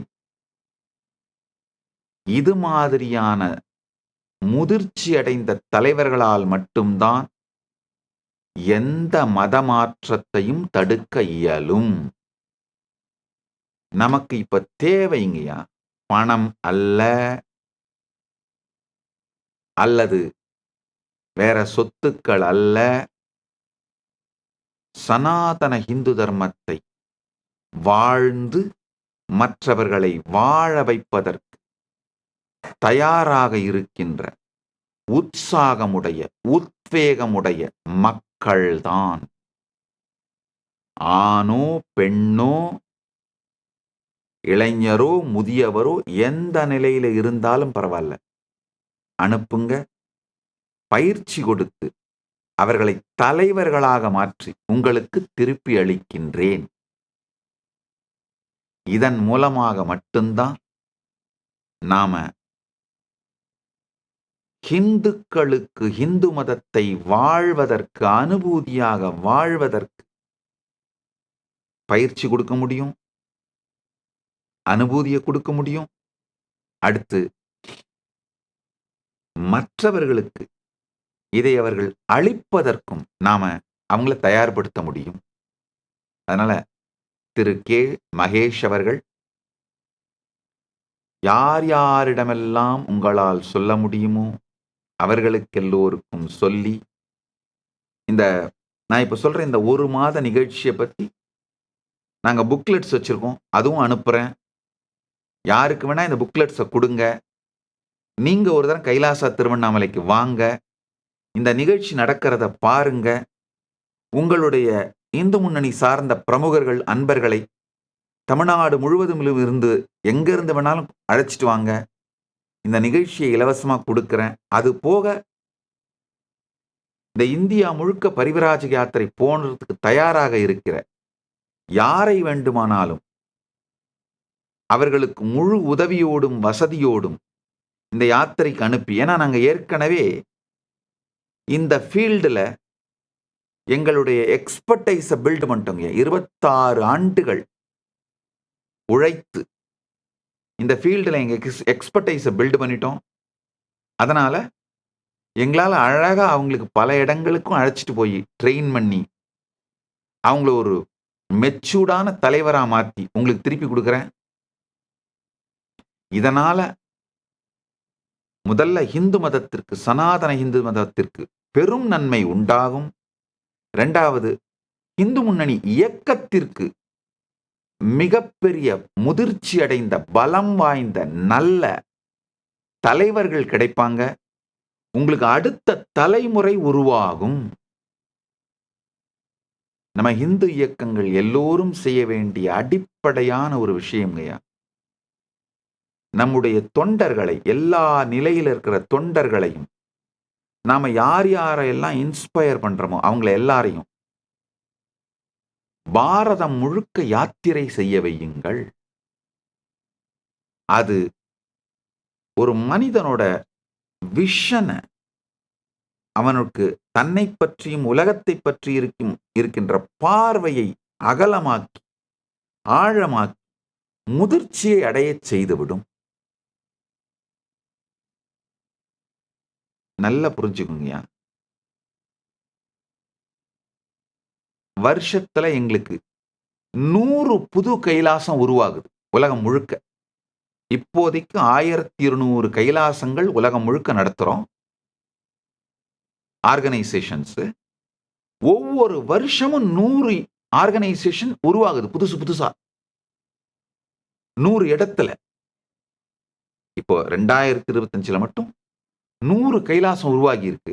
ஆனா என்னுடைய நேரத்துல 80% நேரத்தை நான்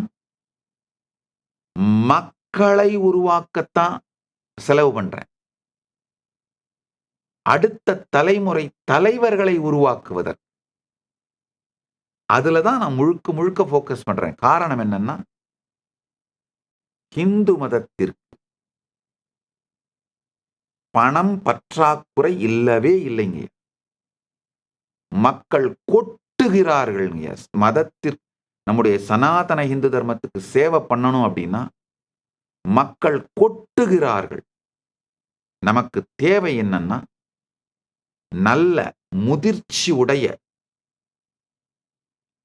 இந்து மதத்திலே ஆழ்ந்த அனுபூதியும் அனுபவமும் ஸ்ரத்தையும் உடைய, அதை மற்றவர்களுக்கு சொல்லுகின்ற அறிவார்ந்த அனுபவம் உடைய தலைவர்களை உருவாக்குறது மட்டும்தான் நம்முடைய தேவைங்க.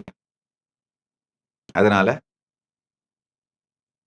அதை உருவாக்கி உங்களுக்கு தருவதற்கு நான் தயாராக இருக்கின்றேன். யாரை வேண்டுமானாலும் அனுப்புங்கள். அவர்களை தலைவர்களாக மாற்றி உங்களுக்கு அளிப்பது என்னுடைய கடமை, என்னுடைய பொறுப்பு.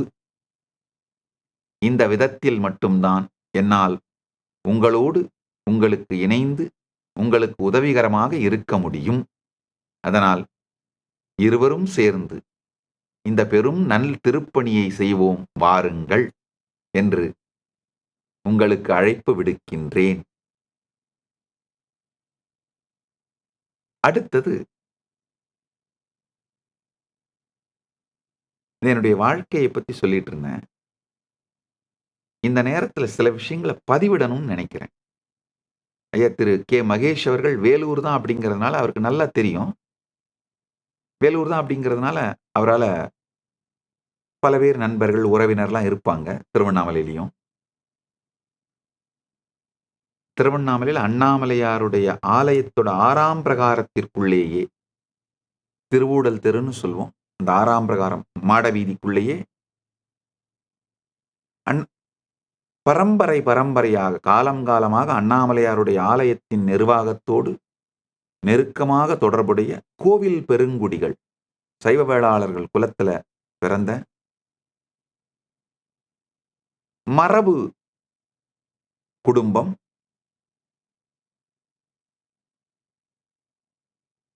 நான் சந்நியாசம் எடுக்கணும்னு சொன்ன பொழுது என்னுடைய முன்னோர்களும் பெற்றோர்களும் முதியவர்களும் கஷ்டப்பட்டாங்களே தவிர தடுக்கல.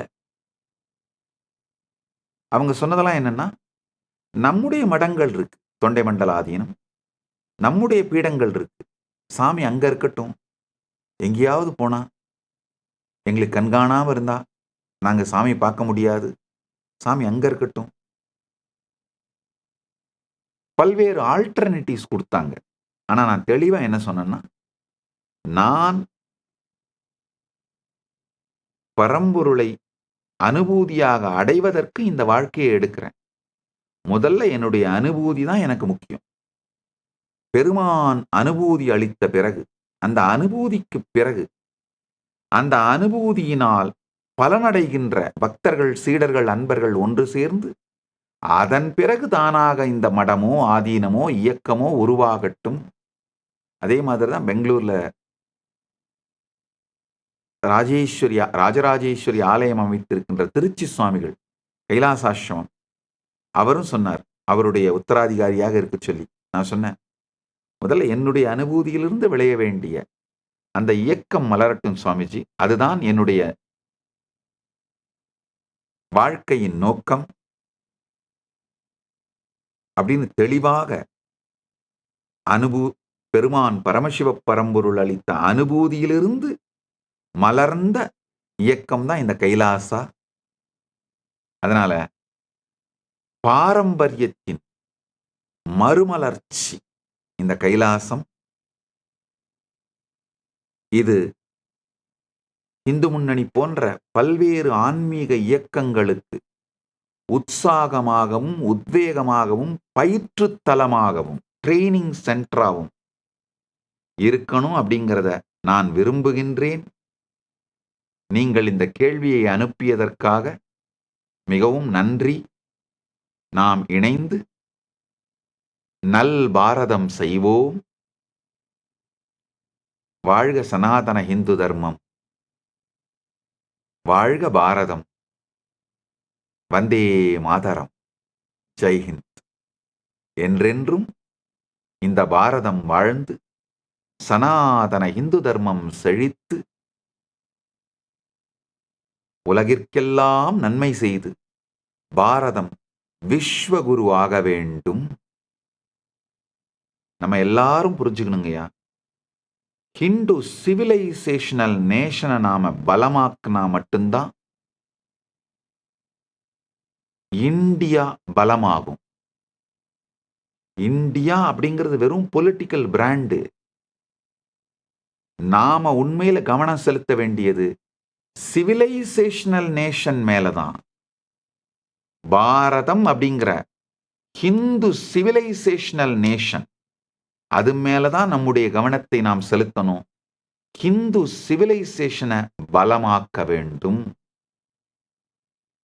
இந்துக்கள் இந்துக்களாக வாழ்வதற்கு, இந்துக்களுக்கு இந்து மதம் புரிவதற்கு, இந்துக்கள் இந்து மதத்தை அனுபூதியாக அடைவதற்கு நாம் நம்முடைய உழைப்பை, டைம், ட்ரெஷர், டேலண்ட் எல்லாத்தையும் போட்டு உழைக்கணும்.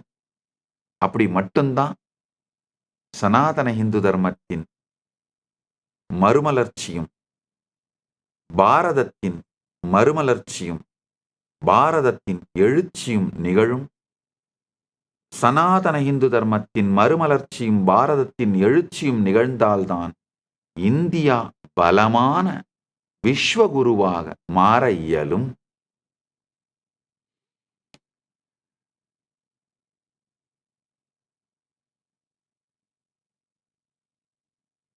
திரு கே. மகேஷ் அவர்களுக்கு நன்றி. உங்கள் கேள்விகளுக்கும் நன்றி. அடுத்ததாக அகில இந்திய அண்ணா திராவிட முன்னேற்றக் கழகத்தின் மூத்த தலைவரும் ஃபவுண்டிங் மெம்பருமான திரு பொன்னையன் அவர்கள் கேள்வி அனுப்பியிருக்காங்க. அவர் ஃபார்மர் ஆர்கனைசிங் செக்ரட்டரியாகவும் பப்ளிக் ரிலேஷன் இன்சார்ஜாகவும் அனைத்துலக எம்ஜிஆர் மன்றத்தோட செயலாளராகவும் இருந்திருக்காரு. அது மட்டுமல்லாமல் முன்னாள் அமைச்சருமாக இருந்தவர் திரு பொன்னையன் அவர்களை வணங்குகின்றேன். உங்களுடைய கேள்வி அருமையான கேள்வி. How can hunger be eradicated and how can people be enabled to earn money through positive means? உங்களுடைய இந்த கேள்வி மிகவும் ஆழமான, சமூக பொறுப்புடைய ஒரு அரசியல்வாதிகிட்ட இருந்து வர கேள்விங்கய்யா. முதல்ல உங்களை மரியாதையோடு வணங்குகின்றேன். அது மட்டும் இல்லாம உங்களை பலமுறை நேரில் சந்தித்ததையும் நினைவு கூறுகின்றேன் இனிமையோடு. இந்த கேள்வி how can hunger be eradicated? ஐயா, ஒரு மனிதன் வேலை செய்தால்தான் அவனுடைய பசியை தீர்த்து கொள்ள முடியும் என்கிற சூழ்நிலையில் வைத்திருந்தால்தான் அவன் வேலை செய்வான், இல்லையேல் சோம்பேறியாக மாறிவிடுவான் என்று அரசியலிலே முடிவெடுப்பவர்கள் வைத்திருக்கின்ற கருத்தை நாம் விட வேண்டும். உண்மையில பாத்தீங்கன்னா, ஒரு கோடி பேரில் ஒரு 10 பேர் எடுக்கிற முடிவுகளைத்தான் அந்த கோடி பேரும் வாழறாங்க. உதாரணத்துக்கு தமிழ்நாட்டில் 8 கோடி பேர் இருக்காங்கன்னா, இந்த 8 கோடி பேருடைய வாழ்க்கை சம்பந்தமான எல்லா பெரிய முடிவுகளையும் வெறும் 80 பேர் தான் எடுக்கிறாங்க ஐயா. அதுக்கு மேல கிடையாது. 80ங்கிறதே கூட அதிகம். உண்மையில இன்னும் சுருக்கி பார்த்தா 8 பேர் தான் எடுக்கிறாங்க. 1 கோடிக்கு ஒருவர் தான் முடிவெடுக்கிற அந்த மாதிரி ஸ்ட்ரக்சர் தான் நம்முடைய பொலிட்டிக்கல் ஸ்ட்ரக்சருங்க. பிராக்டிக்கலா சொல்லணும்னா, முடிவெடுப்பவர்கள் இந்தியா முழுவதும் 140 கோடி பேர்னா மொத்தமா 140 பேர் தான் டெசிஷன் மேக்கர்ஸுங்க. மீதி எல்லாமே அதை எக்ஸிக்யூட் பண்றவங்க தான். இந்த டெசிஷன் மேக்கர்ஸ் மத்தியில ஒரு தவறான கொள்கை, ஒரு தவறான புரிதல் இருக்கு. மனிதனை அவன் வேலை செய்தா மட்டும்தான் பசி இல்லாம இருக்க முடியும்ன்ற நிலைமையிலேயே வச்சிருந்தாதான் அவன் வேலை செய்வான், இல்லைன்னா சோம்பேறி ஆயிடுவான், அவனை கட்டுப்படுத்த முடியாது அப்படிங்கிற தவறான புரிதல் நம்முடைய முடிவெடுப்பவர்கள் மத்தியிலிருந்து அழிய வேண்டும். ஒரு மனிதன் தன்னுடைய வாழ்க்கையின் மற்ற வளங்களுக்காக வேலை செய்ய வேண்டுமே தவிர, வேலை செய்தால் மற்ற வளங்கள் வரும்,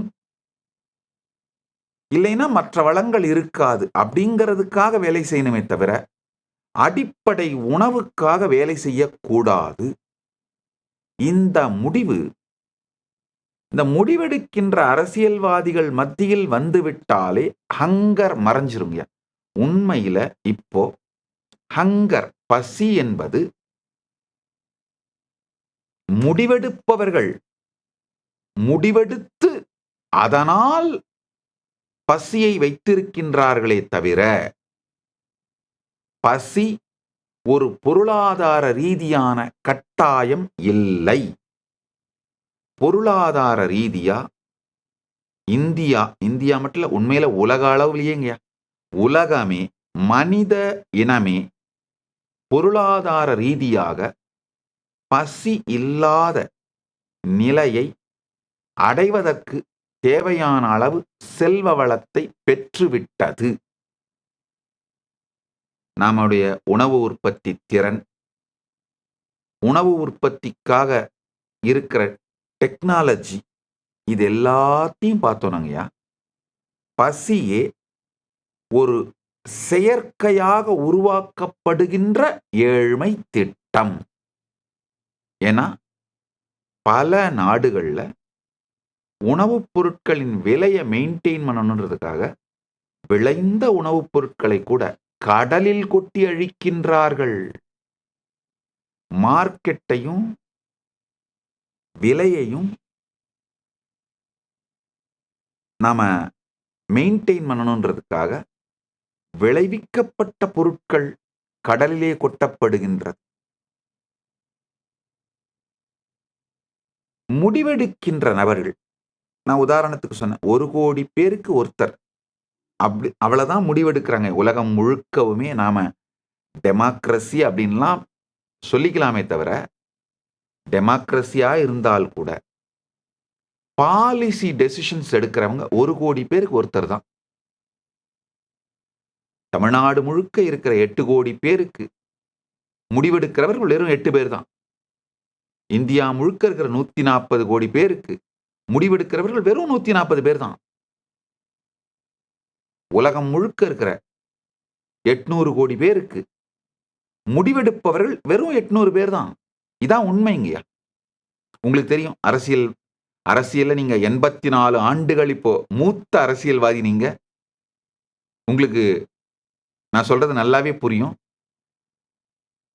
இந்த முடிவெடுக்கின்ற அந்த 800 பேர் மனத்திலே நாம புரிய வச்சோம்னா, ஹங்கர் சென்டர்டா, அதாவது பசி சார்ந்து மனிதனை இயங்கச் செய்வது மிகவும் கொடுமையான அடிமைத்தனம். நாம ஒரு சிவிலைஸ்டு சொசைட்டியா மாறிட்டோங்க. டெக்னாலஜி எங்கேயோ வளர்ந்துருச்சு. அதனால பசியின் இருப்பு பாலிசி டெசிஷன் எடுக்கிறவங்களுடைய கான்ஷியஸான டெசிஷன்னால வறுமை இருக்கச் செய்யப்படுகின்றது, பசி இருக்கச் செய்யப்படுகின்றது. அதை மட்டும் மாத்தணும்னா போதும், ஹங்கர் முழுமையா காணாம போயிடுங்க. ஹங்கர் எராடிகேஷன் எக்கனாமிக்கல் பிரச்சனையே இல்லைங்க. ஹங்கர், அதாவது பசியை ஒழிப்பது பொருளாதாரம் சார்ந்த பிரச்சனையே அல்ல, பாலிசி சார்ந்த பிரச்சனை. எஸ்பெஷலி இப்ப ஏஐ வந்தப்புறங்க, டெக்னாலஜி, அதாவது நாலேஜ், எக்ஸ்பர்டைஸ் எல்லாம் டெமோக்ரட்டைஸ் ஆன பிறகு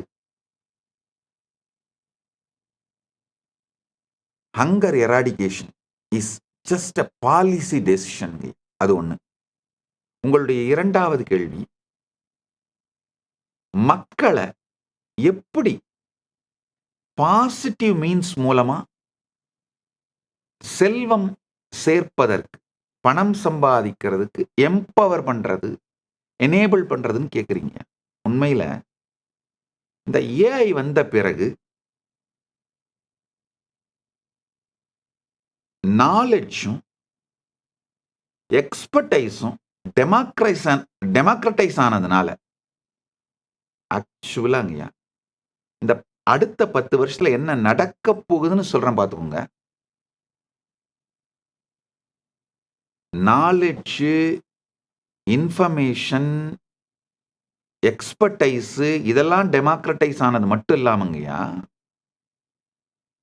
பாலிசி டெசிஷன் எடுக்கிறவங்க ஹங்கரை, அதாவது பசியை அகற்றாமல் வைத்திருப்பதற்கான டெசிஷன்லாம் எடுத்தா கூட அவங்கள தாண்டி மக்கள் தனிப்பட்ட விதத்திலே தங்கள் வாழ்க்கையை மேம்படுத்திக்கிறதுக்கு ஆரம்பிச்சிட்டாங்கய்யா.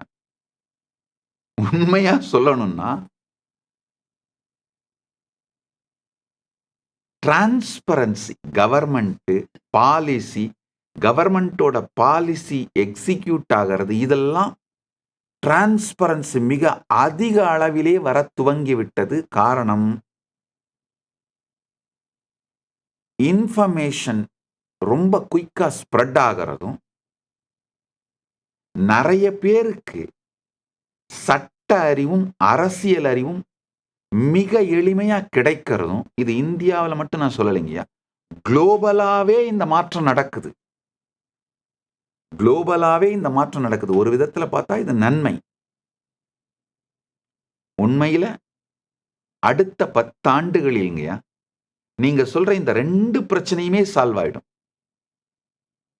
ஹங்கர் எராடிகேட் ஆயே தீரும். பசி காணாமல் போய்விடும்.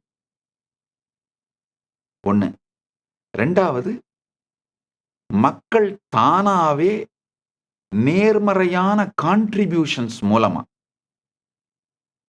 செல்வத்தை திரட்டுவதற்கான வாழ்க்கையை வெற்றியை அடைஞ்சிருவாங்க. காரணம் என்னன்னா, இது வரைக்குங்கய்யா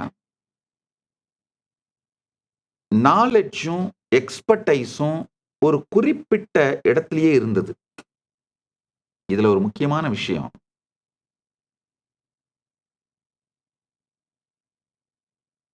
இந்த நாலெட்ஜும் எக்ஸ்பர்டைஸும் காமன் மேனுக்கு ரொம்ப ஃப்ரீயா அவைலபிளா மாத்திர இன்ஃப்ராஸ்ட்ரக்சர் கட்டுறதே பெரிய வேலையா இருந்ததுங்கய்யா. பெரும் பல கல்லூரிகள், பயிற்சி நிறுவனங்கள், இது எல்லாத்தையும் உருவாக்கி எந்த துறையானாலும் சரி, கட்டிடம், உணவு, உடை தயாரித்தல், இல்ல மருத்துவம், எந்த துறையானாலும் அந்த நாலெட்ஜையும் எக்ஸ்பர்டைஸையும் மக்களுக்கு கொடுத்து பயிற்சி கொடுக்கின்ற லார்ஜ் நம்பர் ஆஃப் நீங்கள் காணுகின்ற இந்த கனவு நிறைவேறிவிடும். அதுல சந்தேகமே இல்லைங்க. பசி இல்லாமல் போகும். மக்கள் நேர்மறையாக செயல்களை செய்து செல்வத்தை திரட்டி வாழத் துவங்குவார்கள். இன்னொரு முக்கியமான விஷயங்க, ரியலான டெமோக்ரசி உலகம் முழுக்க மலர்ந்துருங்க. இப்ப நான் சொல்றேன் இல்லையா, இது வரைக்கும் கோடி பேருக்கு ஒருவர் தான் டெசிஷன் எடுக்கிறவரா இருக்காங்க அப்படின்னு. அந்த நிலை மாறி போய் டெமோக்ரசி, ரியலான டெமோக்ரசி இந்த ஏஆல எஸ்டாப்ளிஷ் பண்ணப்பட்டுருங்க. ஒரு 25 விஷயங்கள் இந்த அடுத்த 10 ஆண்டுகளில் நிகழும் என்னால தெளிவா சொல்ல முடியுங்கயா.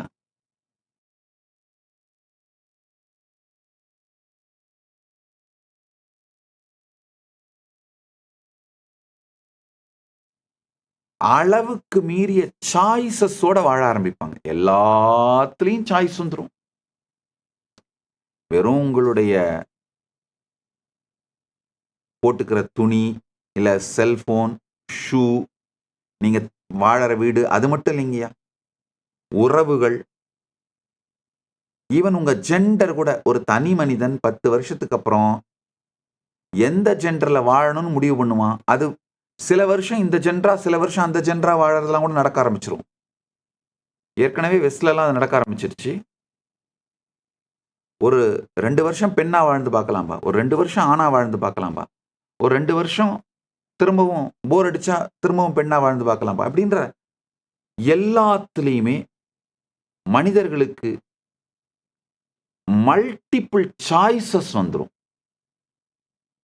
வேலை செய்கின்ற விதத்துல கூட ஒரே வீட்ல தங்கி இருந்து ஒரு ஆபீஸுக்கு போய் வேலை செய்யறது இதெல்லாம் காணாம போயிடும். எல்லாருமே ஒரு இண்டிபெண்டன்ட் ஸ்டார்ட் அப்பா இருப்பாங்க. அந்த இண்டிபெண்டன்ட் ஸ்டார்ட் அப்பா இருக்கிறவங்க எல்லாரும் ஒருத்தருக்கு ஒருத்தர் சர்வீசஸை ப்ரொவைட் பண்ணிப்பாங்க. அது இண்டிபெண்டன்ட்லி டிபெண்டன்ட் அப்படிங்கிற ஒரு ஃப்ரீலான்சர்ஸ் எல்லாம் ஒருத்தருக்கு ஒருத்தர் சப்போர்ட் பண்ணிக்கிற ஒரு சிஸ்டமா தான் சொசைட்டி இருக்குமே தவிர ஹைரார்கி, சிஇஓ, எக்ஸிக்யூட்டிவ் மேனேஜர், அவங்களுக்கு கீழே டீம் லீட், டீம் அப்படின்ற ஸ்ட்ரக்சர்லாம் இருக்கவே இருக்காது. ஏன்னா 10 ஆண்டுகளிலே எல்லா நாலேஜும், எல்லா எக்ஸ்பர்டைஸும் எல்லாருடைய கையிலையும் இருக்கும். இதுக்கு மேல ஒரே ஒரு எஜுகேஷன் தான் நடக்க போகுதுங்க. Prompt engineering.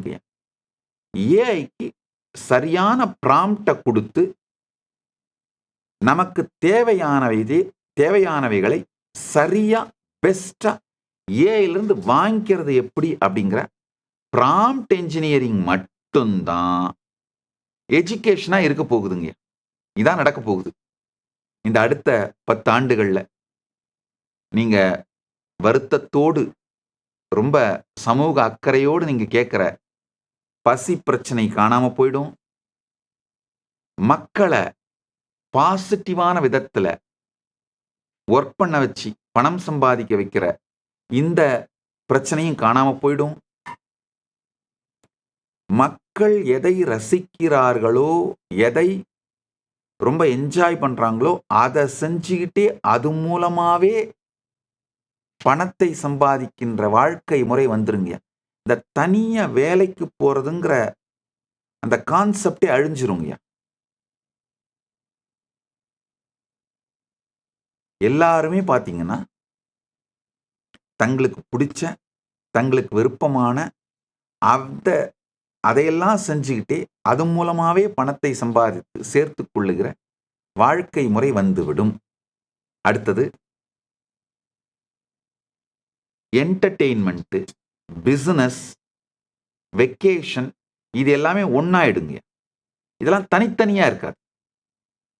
இப்ப பாரு, ஒரு வருஷம் முழுக்க உழைச்சினா கடைசியில ஒரு வருஷத்துக்கு 15 நாள் லீவு கிடைக்கும். நீ அந்த லீவ்ல போய் வெக்கேஷன் போய் சுத்தி பார்த்துட்டு வரலாம். இதெல்லாம் இருக்காது. மனிதர்கள் யாரு வேணா, எப்ப வேணா, எங்க வேணா டிராவல் பண்ணிக்கிட்டே அவங்க வேலையை பார்ப்பாங்க. வெக்கேஷனை என்ஜாய் பண்ணிக்கிட்டே வேலையை பார்ப்பாங்க. வாழ்க்கைக்கு தேவையான செல்வத்தையும் பெருக்குவாங்க. வாழ்க்கைக்கு தேவையான விதத்திலே அவங்க விரும்புகிறபடி வாழ்க்கையை அனுபவிக்கவும் செய்வாங்க. இப்படித்தான் மனித சமூகம் மாறப்போகின்றது, மாறிக்கொண்டிருக்கின்றது. 10 ஆண்டுகளில் இப்படித்தான் இருக்கும். இன்னும் ஒரு சில அடிப்படை மாற்றங்கள். எந்த ஒரு ஸ்டாண்டர்டான மதமும் கடைபிடிக்கப்படாது. இது ரொம்ப முக்கியமான விஷயங்கயா. மக்கள் என்ன பண்ண போறாங்க, இந்த ஜென் ஆல்பா அவங்களுடைய பிரச்சனைகளுக்கு தீர்வு கொடுக்கின்ற எல்லா பெஸ்ட் கருத்துக்களை வேற வேற மதத்துல இருந்து எடுத்து கடைபிடிப்பாங்க. நான் இந்த மதத்துல பிறந்ததுனால இந்த மதத்தை கடைபிடிப்பேன்லாம் யாரும் பண்ண போறது இல்லைங்க. நான் இந்து மதத்துல பிறந்தேன் அதனால இந்து மதமே வாழ போறேன். கிறிஸ்தவ மதத்துல பிறந்தேன் அதனால கிறிஸ்தவனா வாழ போறேன்.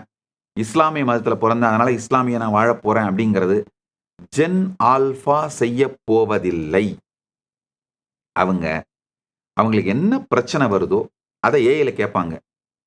எந்த மதத்தாலே அதுக்கு தீர்வு கொடுக்க முடியுதோ அதை ஃபாலோ பண்ணுவாங்க. அவ்வளவுதான். சொல்யூஷன் சென்டர்டா தீர்வை அளிக்கின்ற ஞான கருத்துக்களை, மத சத்தியங்களை பிரபஞ்ச சத்தியங்களை எடுத்து ஃபாலோ பண்ணுவாங்க. அதனால தான் ஒரு நல்ல செய்தி என்னன்னா, தீர்வை அளிக்கின்ற மனிதன் தானாகவே அந்த தீர்வுகளை எடுத்து டெய்லர் பண்ணிக்கிட்டு தனக்குன்னு ஒரு இனிமையான வாழ்க்கையை மலர வச்சுக்கிற இந்த கருத்தை சார்ந்து உருவாய் வளர்ந்து ஓங்கி நிற்கின்ற ஒரே மதம் சனாதன இந்து தர்மம் தான்.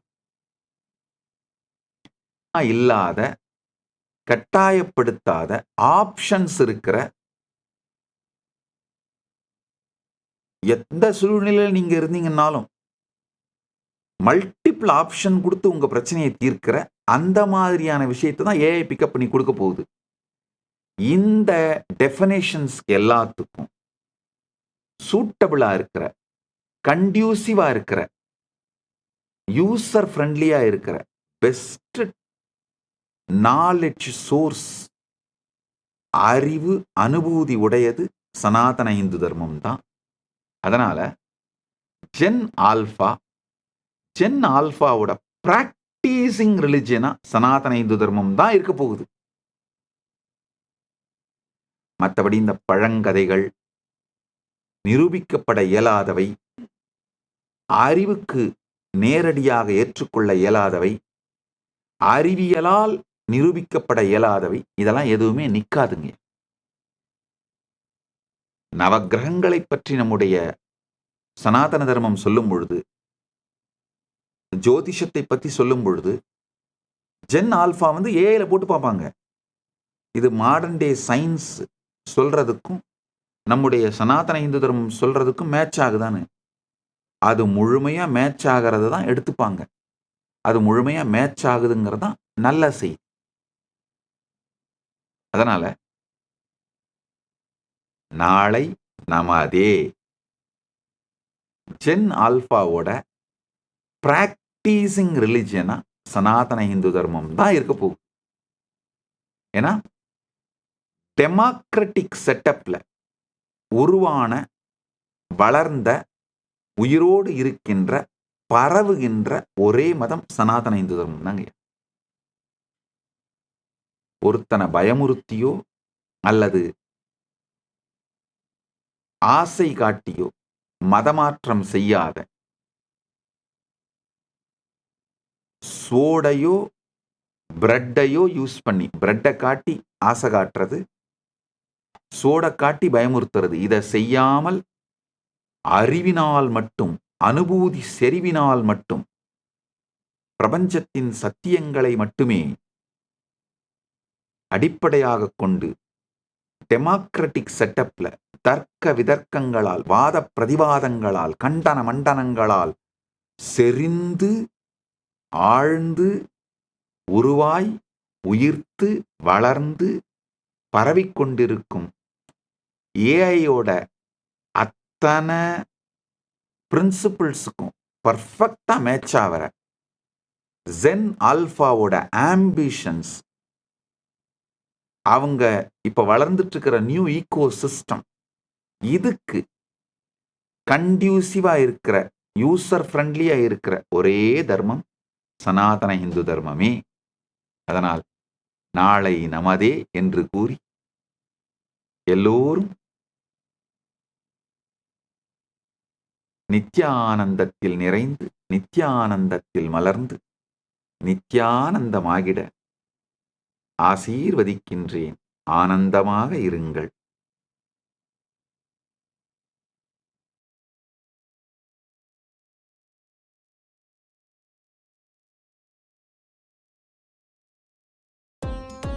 Nityanandam, thank you for watching, and if you found the video enlightening, please give it a like, share it with your loved ones, and subscribe to stay connected with us. Don't forget to click the bell icon to receive the notifications.